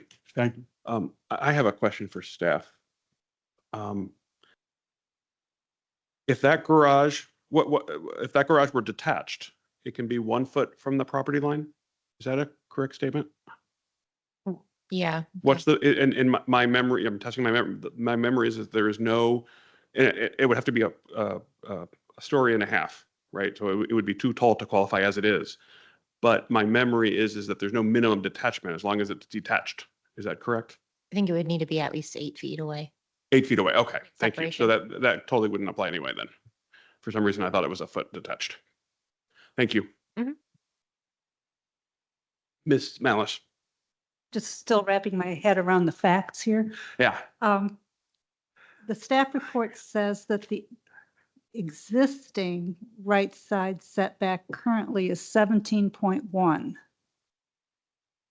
So that means that, is it three feet? Does the 3 feet that we're talking about to the right of the wall include the wall itself? I think so. So that would mean that there's 14 feet. It looks like it's from the plat. The width of the garage is 12.1 feet, and it's either touching or close enough to touching the wall, and another 3 feet including the wall. Right. So what is so that's 15.1. What is the staff report? Staff report says it's 17. So we're missing 2 feet. Yeah, that's what I was. Where's the extra 2 feet? A good question.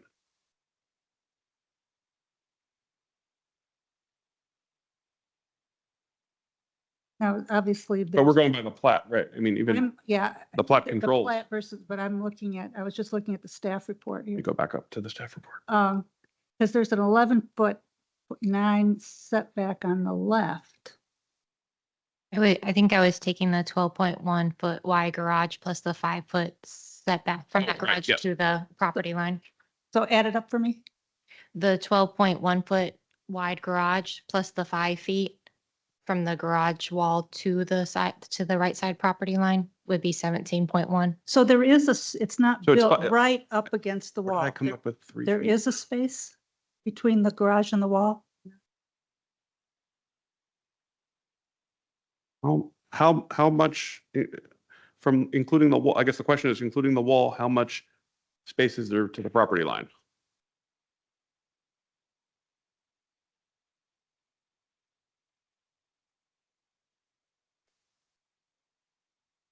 It looks to me that the garage would be right up against the wall and Right.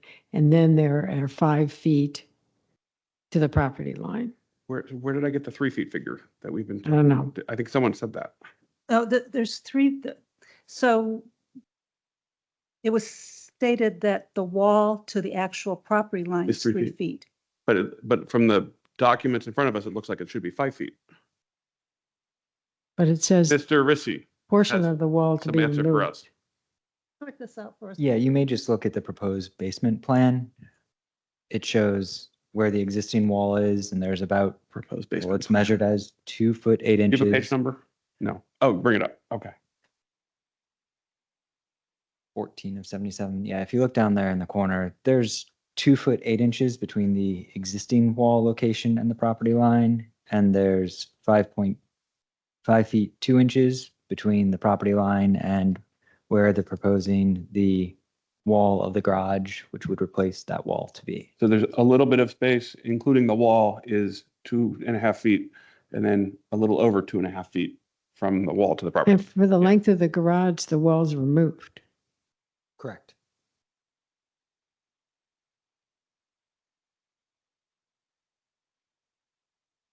So the 5'2" figure is from the property line to the edge of the retaining wall, The new garage wall, the new garage wall. And, the existing wall is removed in that for the length of the garage. but it's not really, just in the illustration. What? Oh, they're taking the existing retaining wall wall We're out. taking the retaining wall It's down. broken up. They take the retaining wall out? That's Retaining what, wall's coming out, and I guess the concrete wall acts as the new retaining wall for that section. Wow, that's. Well, That's why but the if, plans but if look they're close, right. taking, if they're I missed taking that. that wall out, why don't they put the wall 2 feet over, 2.6 feet over?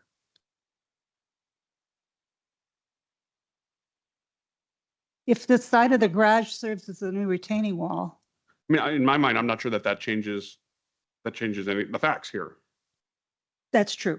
right? That is true. That is true. I was just trying to account for all the numbers. Right. No, I missed that detail when I was reviewing this. Okay. Okay. I'll defer. Ms. McCoskey, do you have anything? I do not. I mean, I have concerns about this. I'm putting you on the spot, so. But I don't really have any specific input. I mean, I do think that this, it gives me concern. It gives me concern about, about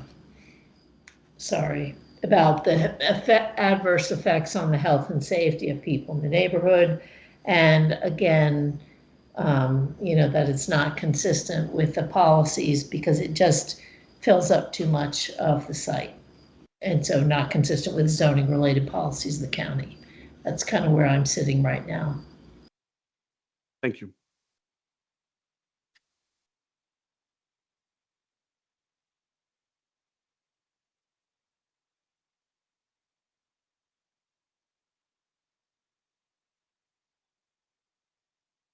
I don't hear any other comments. So I'm going to defer onto the adverse to the health and safety and the detrimental to public welfare.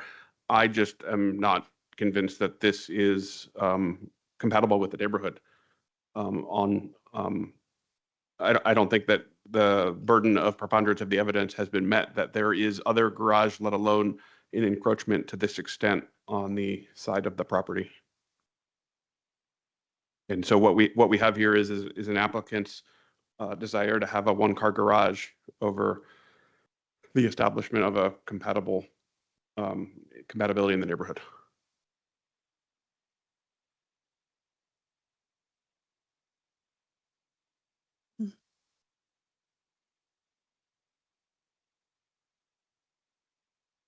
Mr. Chairman, Ms. Malice? I agree with your remark about the not being compatible. It's also, I believe, in conflict with the purposes of the master plan and zoning policies.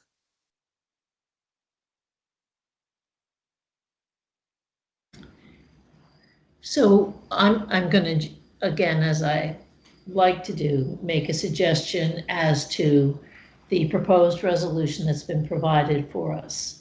And that is that I would suggest, and again, people should please object to these changes if they don't think they're appropriate.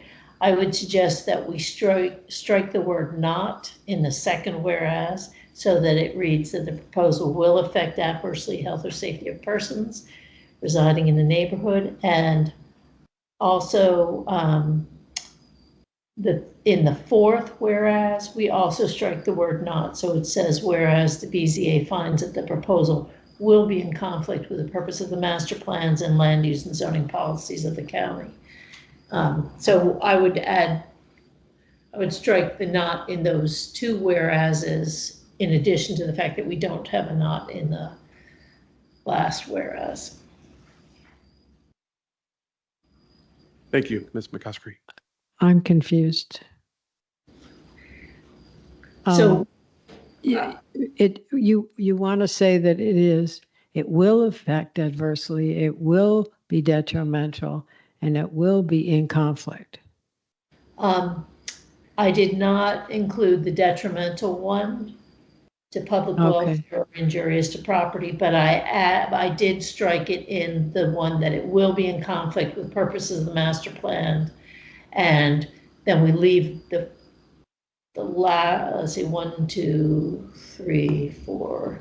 I guess it's the fifth one. The modification is not, we leave it in that last one, that it is not compatible. So it would have 3 findings supporting the denial.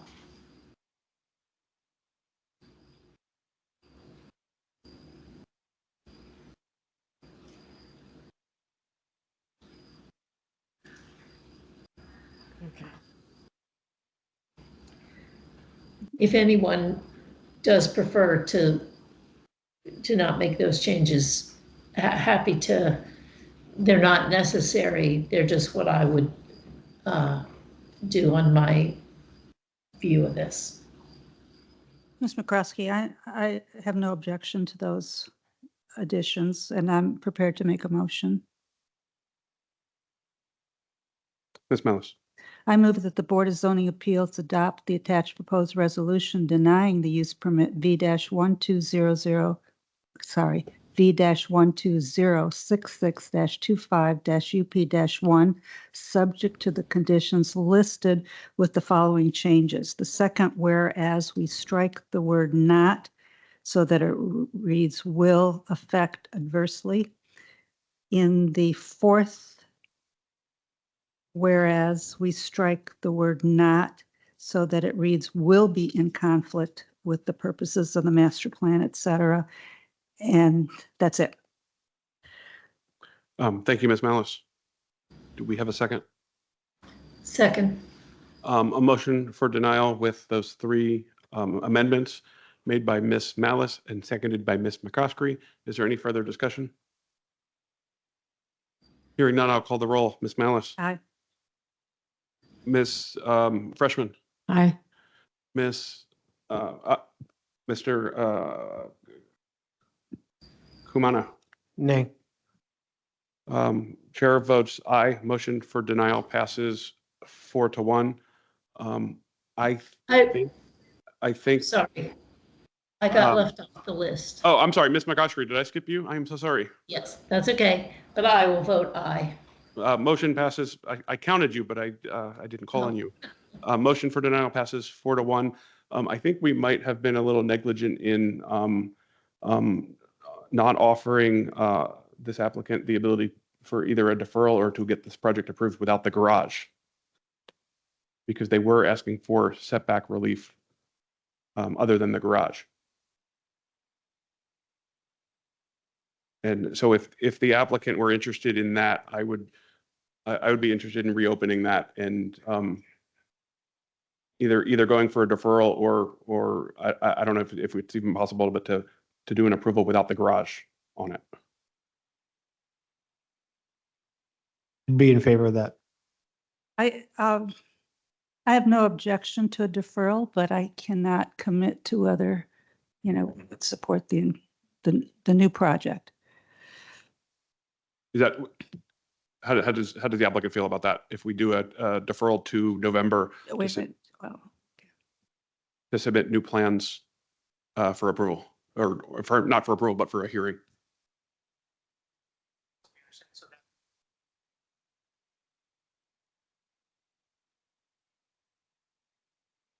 I mean, that's up to you. Right. I mean, you have heard that the majority of this board's concern was over the garage. You have heard that the neighbor's objections was over the garage, at least the neighbor that was here. And then you have seen the letter or been given the email. Mr. Chairman, Ms. Malice. having voted in the majority, I move to reconsider case V-1200 12066-25-UP-1. Is there a second for that? Second. A motion by Ms. Malice for reconsideration of this use permit, seconded by Mr. Kumana. Any further discussion? I'll call the roll. Ms. Malice. Aye. Ms. Freshman. Aye. Ms. McCoskey. Aye. Mr. Kumana. Aye. Chair votes aye. Motion for reconsideration has passed 5-0. Is there any further motions on this matter? I think we're looking at a deferral. The question is, at what date? I had mentioned to the applicant November to give time to submit new plans and staff to do their work. Because I imagine their analysis will change significantly. At least till November. How bad is November?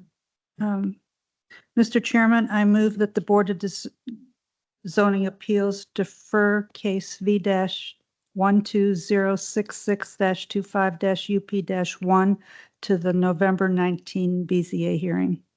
Thank you, Ms. Malice. Is there a second? A motion by Ms. Freshman for a deferral to November, seconded by Ms. Freshman. I have just said that. Is there any further discussion? I will call the roll. Ms. Malice. Aye. Ms. Freshman. Aye. Ms. McCoskey. Aye. Mr. Kumana. Aye. Chair votes aye. Motion passes for a deferral to November in November. We will see you back. Thank you. I'm glad we caught that. Ms. Ryan, can you call the next Yes. case? Case number V-12067-25-UP-3, use permit request by Mark and Jocelyn Harrington, the owners to reconsider a condition of approval adopted with the prior passage of BZA use permit B-11085-17-UP-2 regarding a deck addition to an existing semi-detached dwelling in the R27 zoning district on the premises known as 2005 South Lincoln Street in Green Valley. Staff recommends that the board adopt the attached proposed resolution granting the use permit request with conditions. And we did receive supplemental material, which includes a petition of support signed by 4 neighbors. Thank you, Ms. Ryan. Ms. Ryan, is there any difference between the language in that summary of request to reconsider a previous condition as opposed to this just coming before us as a new use permit? So Is there a distinction there? most of the use permits we see asking for setback relief are for new features or building something. In this case, this deck doesn't need any setback relief. They want to meet all the zoning requirements for coverage, setback, height. But because of the prior conditions that approved that they couldn't have any enlargement or make any dimension change to any of their drawings that they previously showed, and that they couldn't build above their existing rear deck or any decks, those prior conditions in the use permit restrict them from being able to make these changes, even if they meet the zoning requirements for coverage, height, and for setbacks. But without the past use permit, it would not meet zoning. If they didn't have that prior use permit, they could do the deck as they wish. They got the use permit initially for the semi-detached house. Some of the walls weren't meeting the side setbacks, but it wasn't, even though they had proposed decks in it, the deck didn't actually need setback relief or coverage relief in that request, but it was conditioned in that prior use permit. Because that was just a feature of that previous use permit. It was shown in the plans for the new semi-detached. So it sound, I mean, my interpretation of that, and I could be totally wrong, is that that's coming, so that condition probably shouldn't have necessarily been in there then, right? Because normally if there was a deck, right, if there was a deck or a porch, that goes into the setback, we would want that condition in there to prevent people from thinking that they could just build over it just because we approved a patio. I guess we can't step into the shoes of a previous BZA to determine if they added that condition for a particular reason, but it seems like it might have just gotten thrown in there in error, or it could have been a negotiation with a neighbor, right? I mean, we don't know. But the previous deck was by right. That's, yes, the previous deck was part of the new semi-detached that needed side setback relief for the new house, but the deck itself that was proposed in it did not need relief, Okay. zoning relief. But we don't know what the reasoning of our predecessors was in approving that, whether it was just, they overlooked it or it was a condition that a neighbor was requesting. Right? We just don't know. Could I add a little bit to that? I'm sorry. Oh, could I add a little bit to that? Yeah, please. Looking, Go okay, ahead. looking at the prior staff report that went before the BZA, it looks like staff had put that in their resolution. So I think it was It wasn't. part of the Okay. proposal, not something that was had at the meeting. I think that helps a little. I mean, it helps a little bit, I guess. That's very helpful. I mean, I guess it was 9 years ago, right? So So can I ask another question? it's Alice, yes. So there's language in here that the deck is currently larger than what was approved or what was built by right originally. Correct. So there was the BZA approval and then the building permit got approved. But looking at the GIS aerial imagery, it looks like looking at, when I looked at the plat from what they're proposing now for the existing conditions, it was larger than what was approved by the BZA. And kind of going back, it also didn't match their building permit. So looking at the GIS aerial imagery, which Brett has pulled up on the screen, it looks like sometime between April 9th, 2023 and December 22nd, 2023, the deck had increased in size. Without a building permit. Correct. But did it need zoning relief to go to the larger size? It doesn't need zoning relief. It meets the setbacks and coverage and everything. And the new proposed deck would be the exact same size and setbacks as that one that they expanded. But it doesn't meet the prior conditions of the last BZA use permit approval. Okay, so this size deck could have been built without zoning approval, just needed a building permit.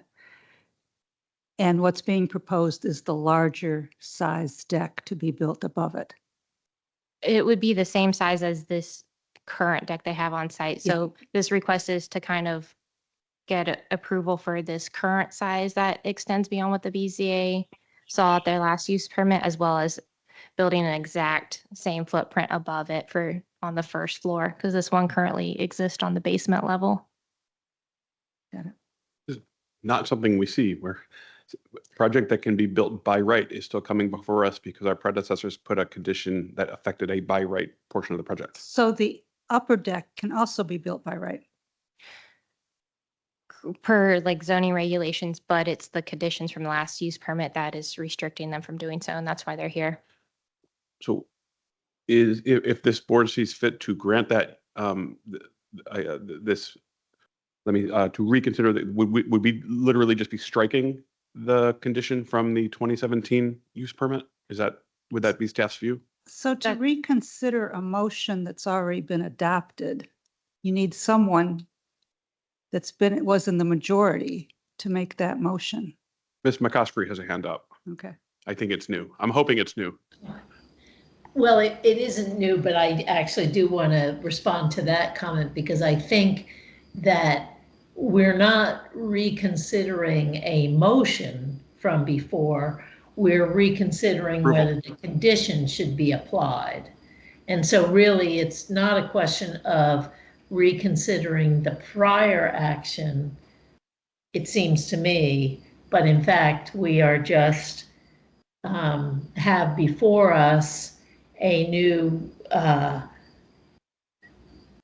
don't know who it comes from, but a new request by the applicant to remove the condition, really. I think reconsider, it's not reconsidering of a prior motion, but it is amending, in fact, the prior use permit approval to remove this condition. Right, if this board sees fit to remove that condition, I don't think that staff's resolution is what the venue, the vehicle in which we should do it, because it then continues to provide restriction. Right, so in my mind, the question is whether whether that condition remains or whether that condition goes. Right, because this board has the power to remove previous boards' conditions. Does it? Right, and I hope I'm looking at the right document, but I think what the motion that's suggested in the staff report, yeah, is to approve a new use permit Right. that strikes that condition. But that's reconsidering, right? But it's not just striking that condition, it's also adding 6, 7, 8, and 9. Right, it's the applicant agrees the deck shall be constructed in accordance with the proposed footprint. Well, we don't care about the footprint if we're striking the condition. Right, so I'm a little uncomfortable approving a new use permit for what can be done by right, but for this condition. So either, in my mind, we're either getting rid of a condition or we're not getting rid of a condition, right? I mean, I guess we could keep the condition and make the new deck conditional on our, our new use permit.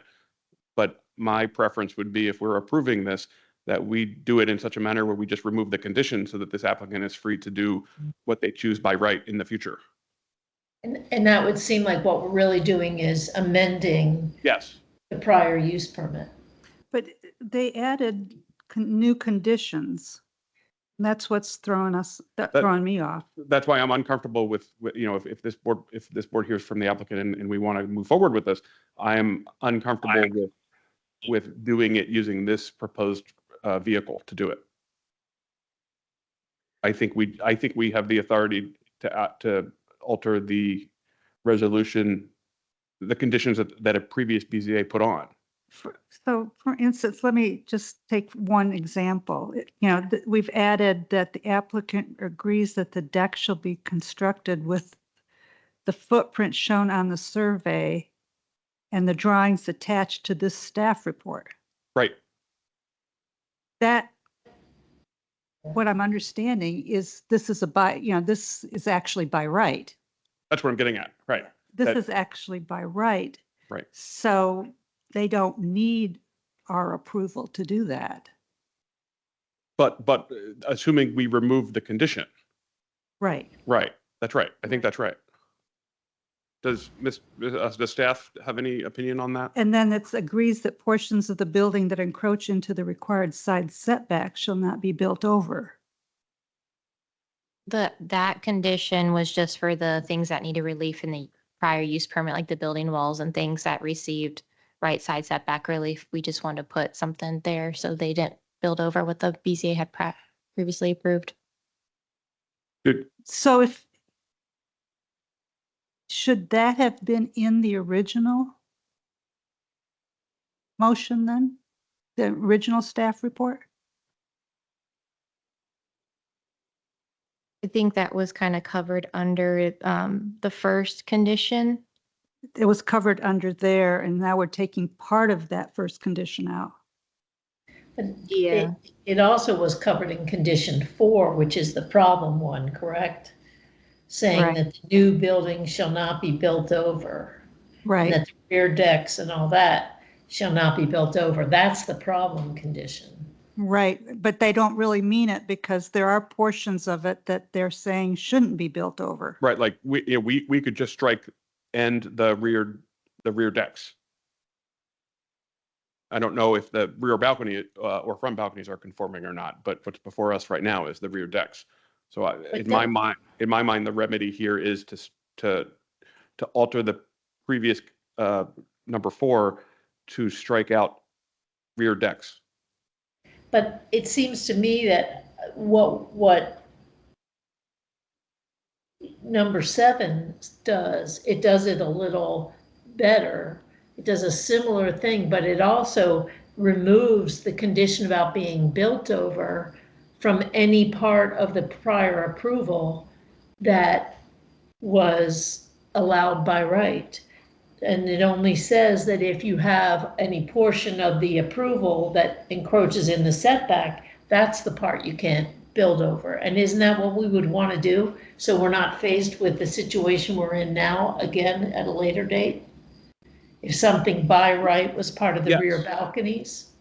Yes, I just don't think that 6 and 9 should apply. Normal zoning should apply, right? Whatever the building permit rules should apply, should apply. Because we're not granting them the ability.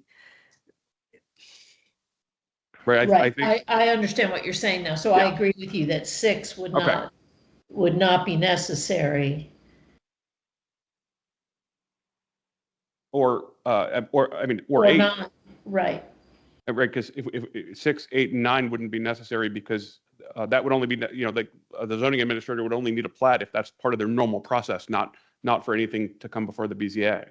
right. Mr. Rissy, do you have any wisdom here?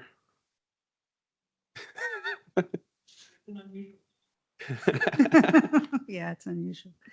It's an unusual circumstance to bring before you a case that meets all zoning Right. regulations. So yeah, we're trying to figure this one out with you. If you think that we've proposed conditions that aren't necessary, we have no problem if you approve the conditions you see fit.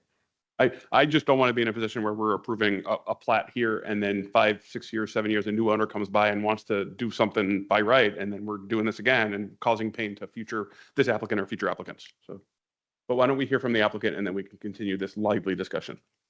Probably not interested in this. Is part of the it. applicant with us? Yeah, hi, is this Mark? This is Mark Harrington. Can you hear me? Yes. Yeah. We're just trying to do it right. And apparently so we've owned the house for a year. They had a very nice deck on the bottom.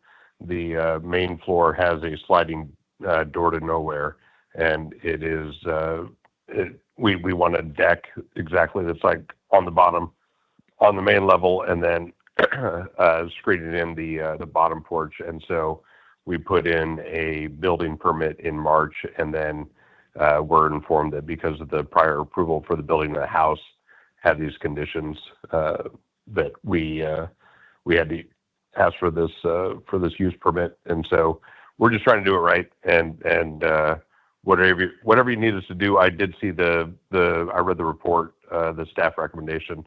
The one question I have is just, so we put in the building permit in March. It's coming up on 6 months. The architect sent me an email that said, we have a couple weeks before it goes dormant and need to pay more.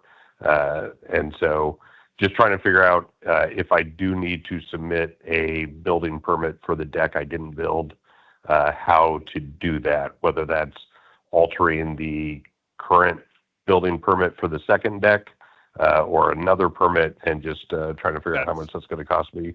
That's an issue that is well beyond our purview. We know nothing about building permits, but I am confident that if you were to reach out to the building department, they will have an answer to that question. Okay. So- But am I right that the condition, if approved, that we need to have a building permit for the deck that we didn't build? That is again, can't- that is again well beyond this board's area of any insight or expertise. So that is a question you'd have to either talk to staff or zoning staff or building staff about. We can't. Okay. Yeah.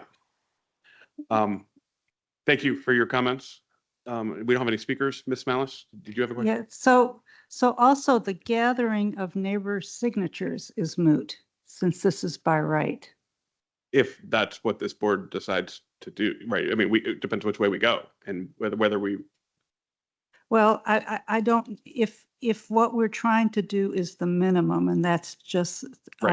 I think that's right. adjust condition number 4. Is that the one? Oh. That we would say that we would exclude the rear decks. Or I mean, I do, or replace number 4 with the applicant agrees that the portions of the building that encroach into the required right side setback shall not be built over. That would work too. Which is what So- I think what Ms. McCoskey was saying. Well, I do agree with I think what the chairman said at one point, which is the new condition 6 that's in the proposed resolution about being constructed in accordance with the proposed footprint, I think that should be stricken. Because as long as they're building something by right, we shouldn't be weighing in on exactly what they're building. And also, I would think that number 9 is we don't need to have any time limit on this because they're getting a building permit for something that's by right. So. Ms. McCusker, can I just make you can tell me your thoughts, but what if, Okay. if someone were to make a motion to amend the 2017 resolution, replacing the number 4, I believe, I'm trying, number 4 with the new number, scrolling back up. See, let me How would you try feel a about that? motion. Are we ready for a motion? Yes. Okay, so let me make this motion. I move that the Board of Zoning Appeals, do we have a reference to the old number? Amend. Yes. What? B-11085-17-UP-2. Okay. Amend the approval that the chairman just read to read as follows and subject to the conditions listed. And then I would leave everything as it has been amended as shown in the staff report, but I would also strike conditions 6 and 9 as included in that staff report. Do you also agree with staff striking 1, 2, 3, 4? Yes, and 5. And 5, yes. That was the old date limitation. Yeah, so as it's written in the staff report and the amendments are shown, but strike new condition 6 and new condition 9. So there would be 2 conditions only.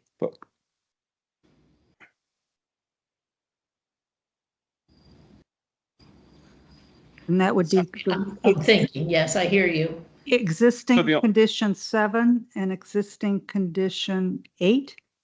Yes. So this would be granting a new use permit. It would be amending the prior one. Right. So I guess my hesitation there is that in amending the prior one, we're still requiring that the prior one having been built with the footprint shown. And yes, it's already built, but I can envision a scenario in which there's a dispute later about, someone put something new on there and it doesn't meet the plat anymore. Do we need all of those whereases? Could we just say we had a hearing and we are amending without all the whereases?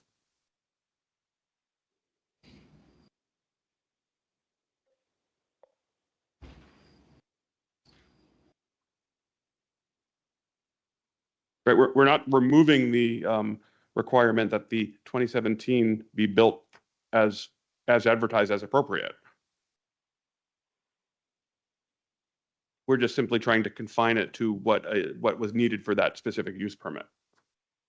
So we held a hearing and we resolved that we have condition 7 and 8. But then we would have to change 4 because then they would be in conflict. Oh, those are the crossed out ones. Everything that's crossed out. Right. But my point, I'm a little uncomfortable crossing out 1. Crossing out. Right. 1 and 2, original 1 and 2, because those were required previously. Right. We can't undo the requirements from the past. Is that not covered in? Oh. That's why my preference would be to alter the previous BZA's approval. Yeah. Right? And not do a new approval because we don't need a new approval. And then that it leaves everything else intact, right? We are taking a lot of time trying to figure this out.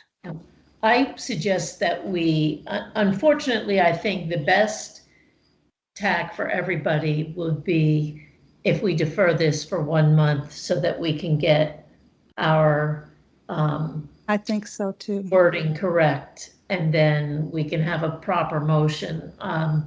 Hopefully, I'm sorry for the applicant.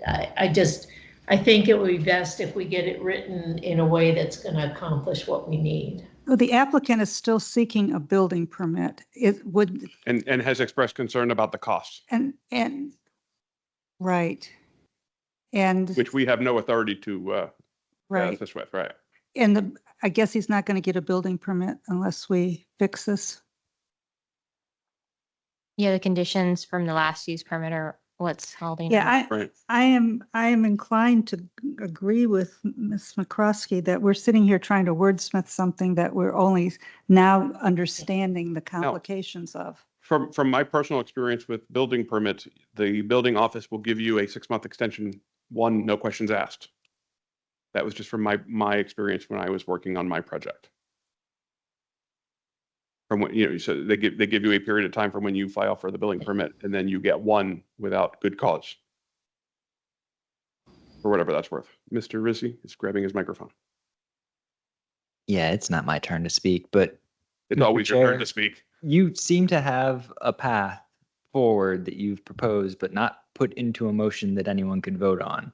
I just wonder if you put your idea into a motion, whether you might not have the votes to get it passed. Okay, let me try. It's easier when you're not chair to come up with motions, right? So, let me bring it up. Okay, oh yeah, no, you don't have that up there. I move that the Board of Zoning Appeals amend resolution for use permit V-11085-17-UP-2 to alter the following. On condition number 4, strike strike the rear decks. So 1 stays, 2 stays. I'm going back. That was the one that I'm still going through 1. So could you? I think we have to alter 1. That the structure. So alter condition 1 after structure / addition, excluding the rear decks, comma. I'm sorry, that's the first, therefore? Yes, condition number 1.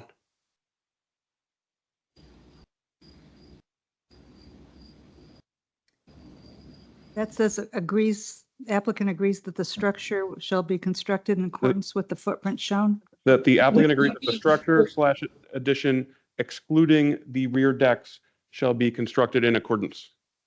I'm going to suggest that we, instead of trying to go through the specifics, that we make our motion a little bit more general and aimed at what we want to do. For instance, we could say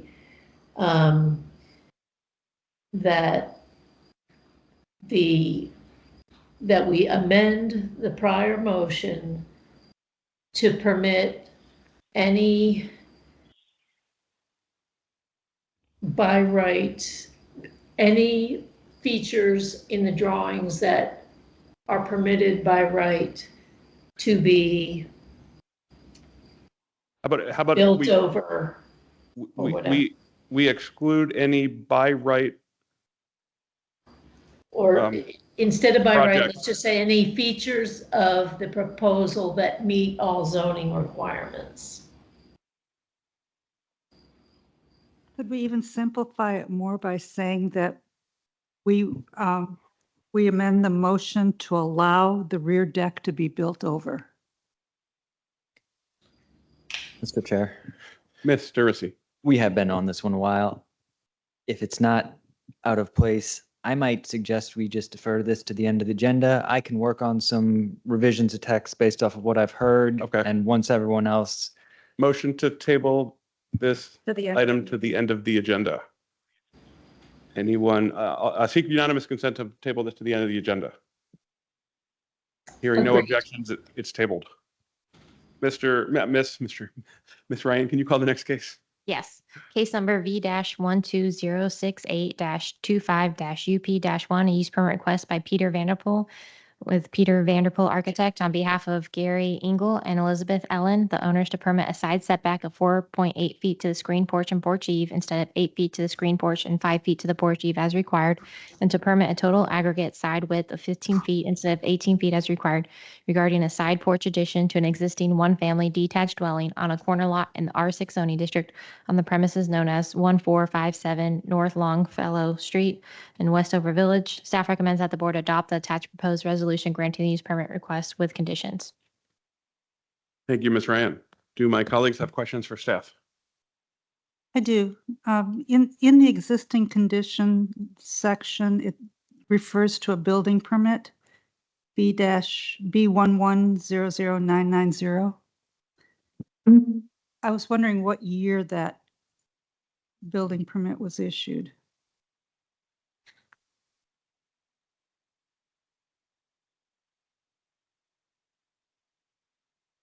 In the previous actions, Mr. Rissy notes that it's a 2011 building permit that was approved.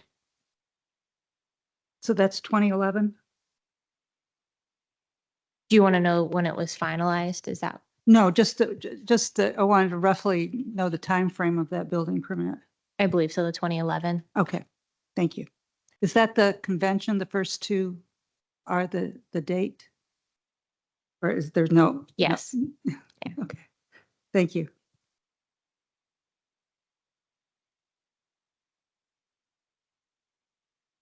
Anything further? Ms. Malice? I'm sorry. Sorry. So the features appear to be in conformance with the building permit. Then the next set, the setbacks do not conform to the requirements of the zoning ordinance. Does that mean that there was no zoning action when that building permit was issued? Mr. Rissy? I wrote the staff report. Zoning signed off on the building permit. I just can't find a corresponding BZA approval that would have explained it. So we just don't know. Zoning signed off on it. That's all I can say. Zoning signed off on it.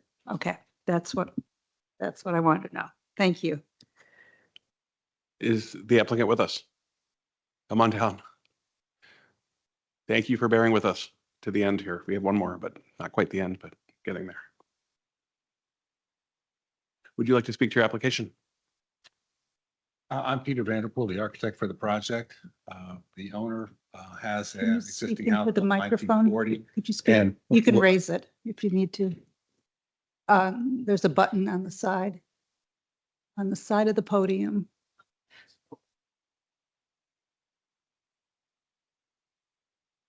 Thank you.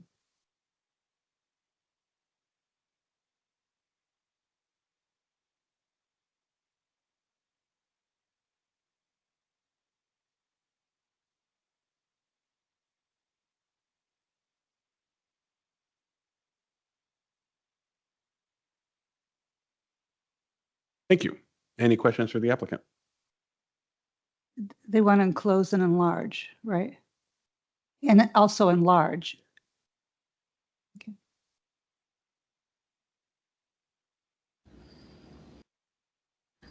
Mr. Chairman, Yes.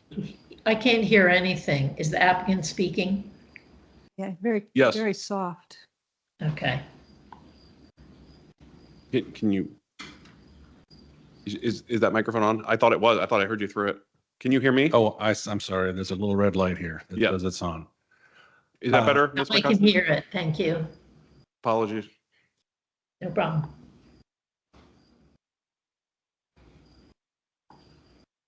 I think he had short remarks.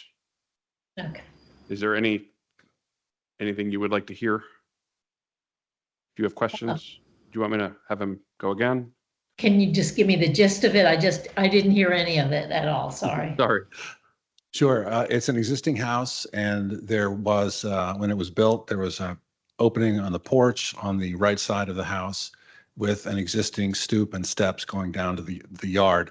The existing stoop and steps crosses over into the required yard, and they would like to enlarge that deck, not any closer to the property line, but towards the front of the house, and to have a screened-in porch to grill. Okay, thank you. Mr. Chairman? Ms. Malice. What is the width of the existing stoop? It's 4.8 feet away from the side property line. There's a lot of numbers on a very small drawing. But I think the existing stoop, do you know what the measurement is from the existing stoop to the property line? 4.8 feet. Because I think that's what the new one says. The new one says 4.8. I'm sorry, there must have been a miscommunication. We intend to build it 5 feet from the property line. The existing stoop is 4.8, so we would be in. So it's getting smaller. That's smaller than So existing. then the new one is getting smaller. Yes.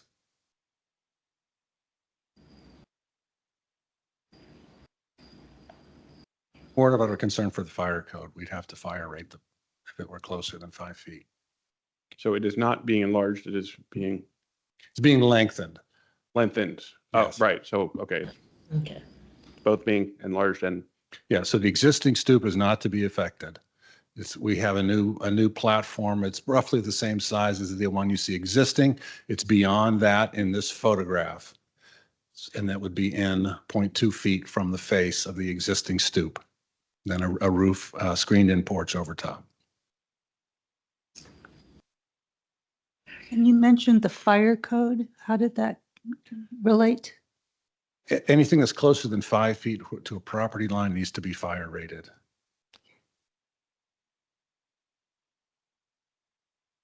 interesting.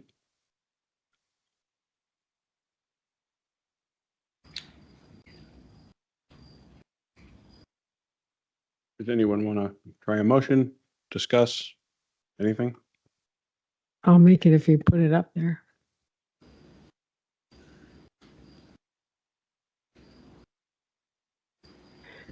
Case V-12068-25-UP1. I move approval. Board of Zoning Appeals approve the attached proposed resolution granting the use permit subject to the conditions listed.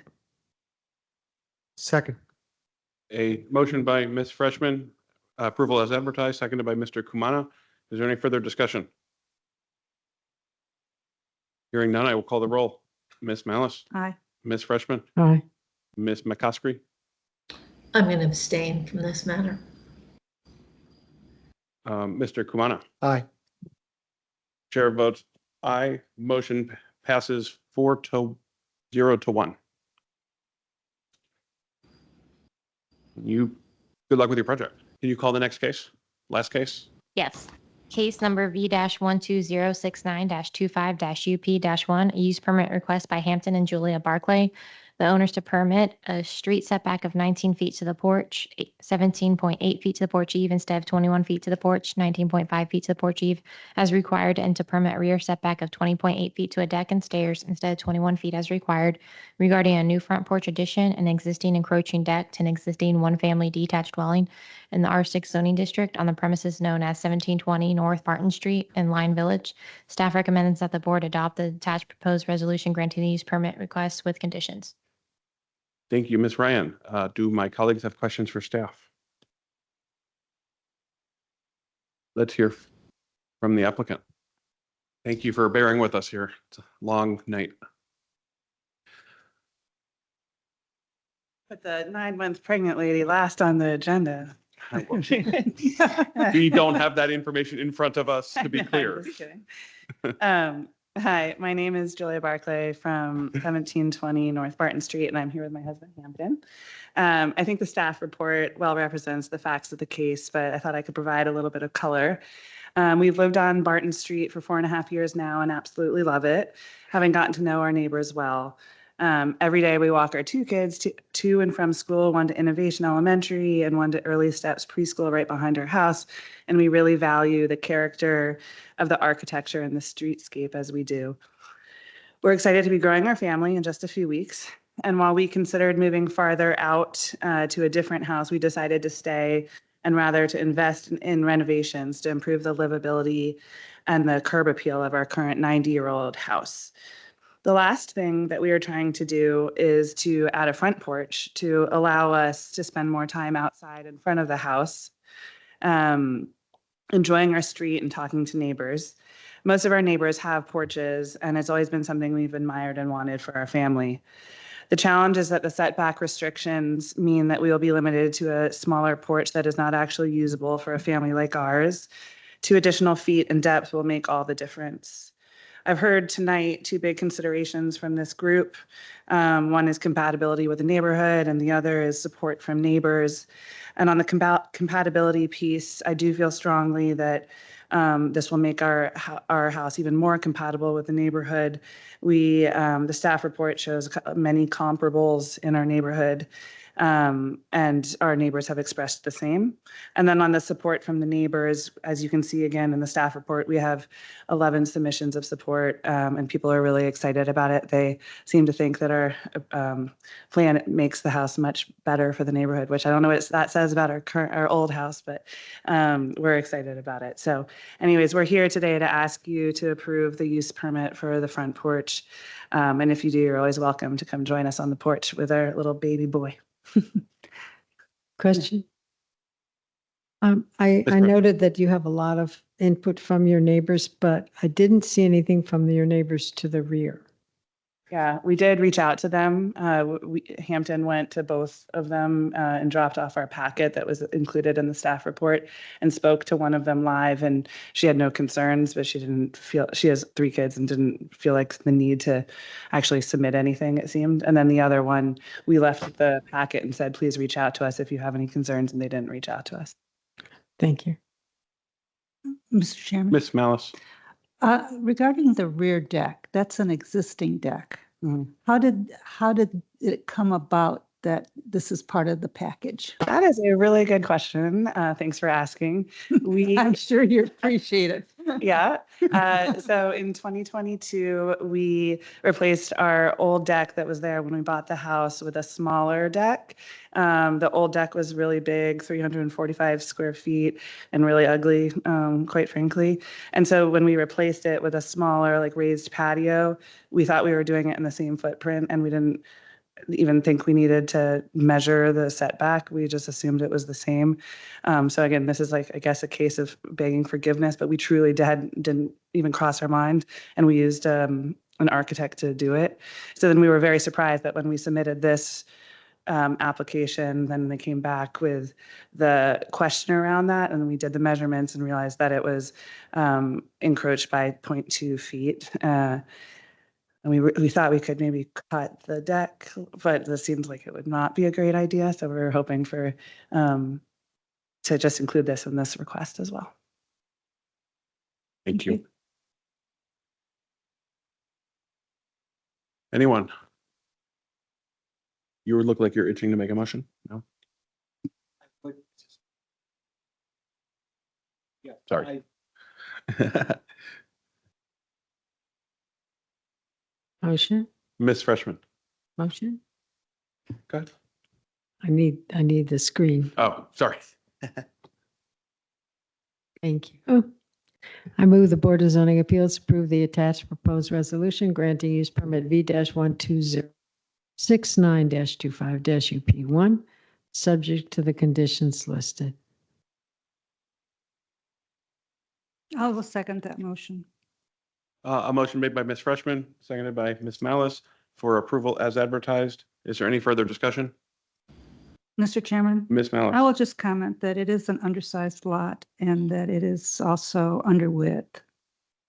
But I plan to support it. Thank you, And Ms. Malice. therefore, I just wanted to also add that we have denied a couple porches today. So I just felt the need to just make a distinction that This porch is asking for very minor setback relief as compared to the several others that we have done and have meeten the preponderance standard in the staff report as well.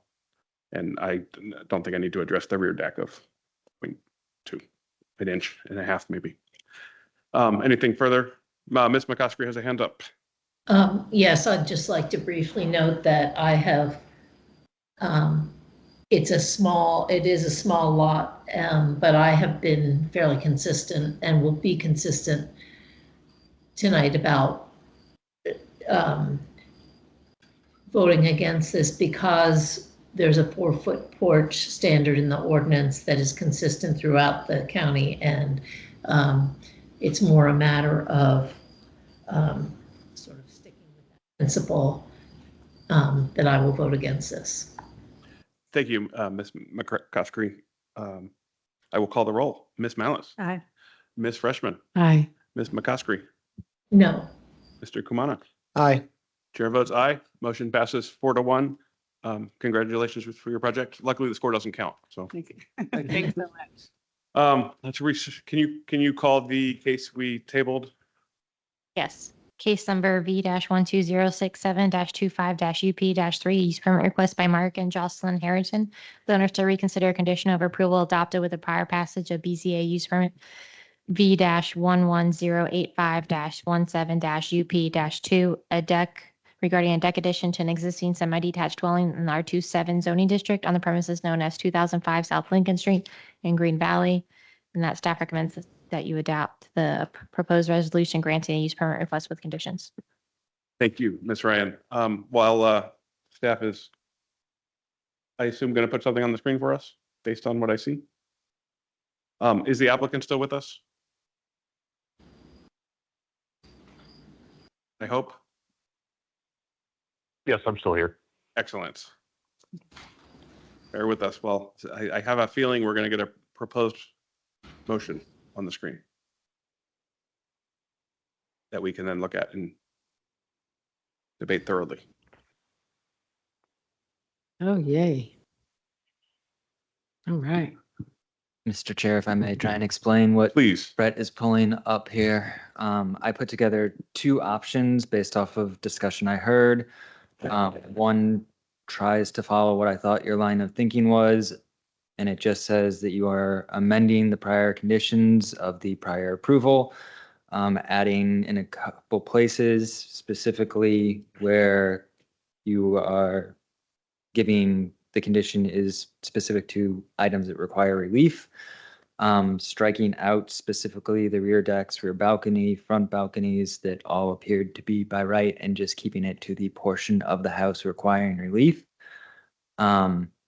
Option number 2 seemed to be in alignment with what Ms.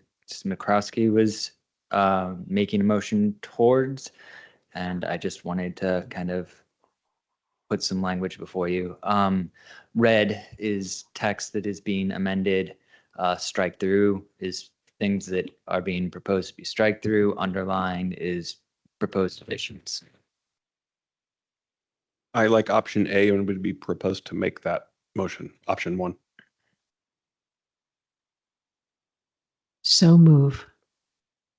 Does anyone have anything else before I move it? Just to confirm, we're not acting on the use permit application for year 25. Yes. We're not doing that at all. We're simply amending year 17. Which is consistent with the advertising language as well. So can I just read that? I move the Board of Zoning Appeals, plural, amend the conditions of the 2017 BZA approval and use permit V-11085-17-UP to as follows. I'm not going to read the whole thing. Do I have to read the whole thing? Option 1 as displayed. Okay. For the BZA. Is there a second? And I'll second, but I just want to clarify that we're just amending the conditions so the use permit, and that any conditions not set forth here are stricken. Is that correct? From the 27, there were conditions in the 2017 BZA approval, and they are stricken and replaced with the ones 1 through 5 that are set forth on the screen. I think just the changes are shown on the screen. So the motion is that it's amended with the red being new and strikeouts being stricken out. So But there's What no hap- strikeouts. what happens? Yes, sir. There is on number 4. Oh, I see it. Okay, sorry. Yep, okay. I'll second that motion. So this is our motion in its entirety. Mhm. What's in the staff report is completely eliminated. Yes, It's not adopting what's in the staff report. It happens all the time. Breaking Wait. new ground. which is also consistent with the advertisement language because it said amend. This is great. This is new ground. Yippee skippy. We're being revolutionaries. A motion made by Ms. Freshman for approval as option 1 as displayed with additions and strikeouts, additions in red, strikeouts with in red and a line through them. Did somebody move it? I did. Yeah, but missed by Ms. Freshman and seconded by Ms. McCoskey. Is there any further discussion? Please no. I will call the roll. Ms. Malice. Aye. Ms. Freshman. Aye. Ms. McCoskey. Aye. Mr. Kumana. Aye. Chair votes aye. Motion to amend passes 5-0. Mr. Chairman, I move approval of minutes from the July 16, 2025 BZA hearing. Second. A motion for approval of minutes from July made by Ms. Freshman, seconded by Ms. Malice. Is there any discussion on the minutes? Hearing none. Ms. Malice. Aye. Ms. Freshman. Aye. Ms. McCoskey. Aye. Mr. Kumana. Aye. Chair votes aye. Motion to pass the minutes passes 5-0. Having no further business and the agenda being complete, this meeting shall be adjourned.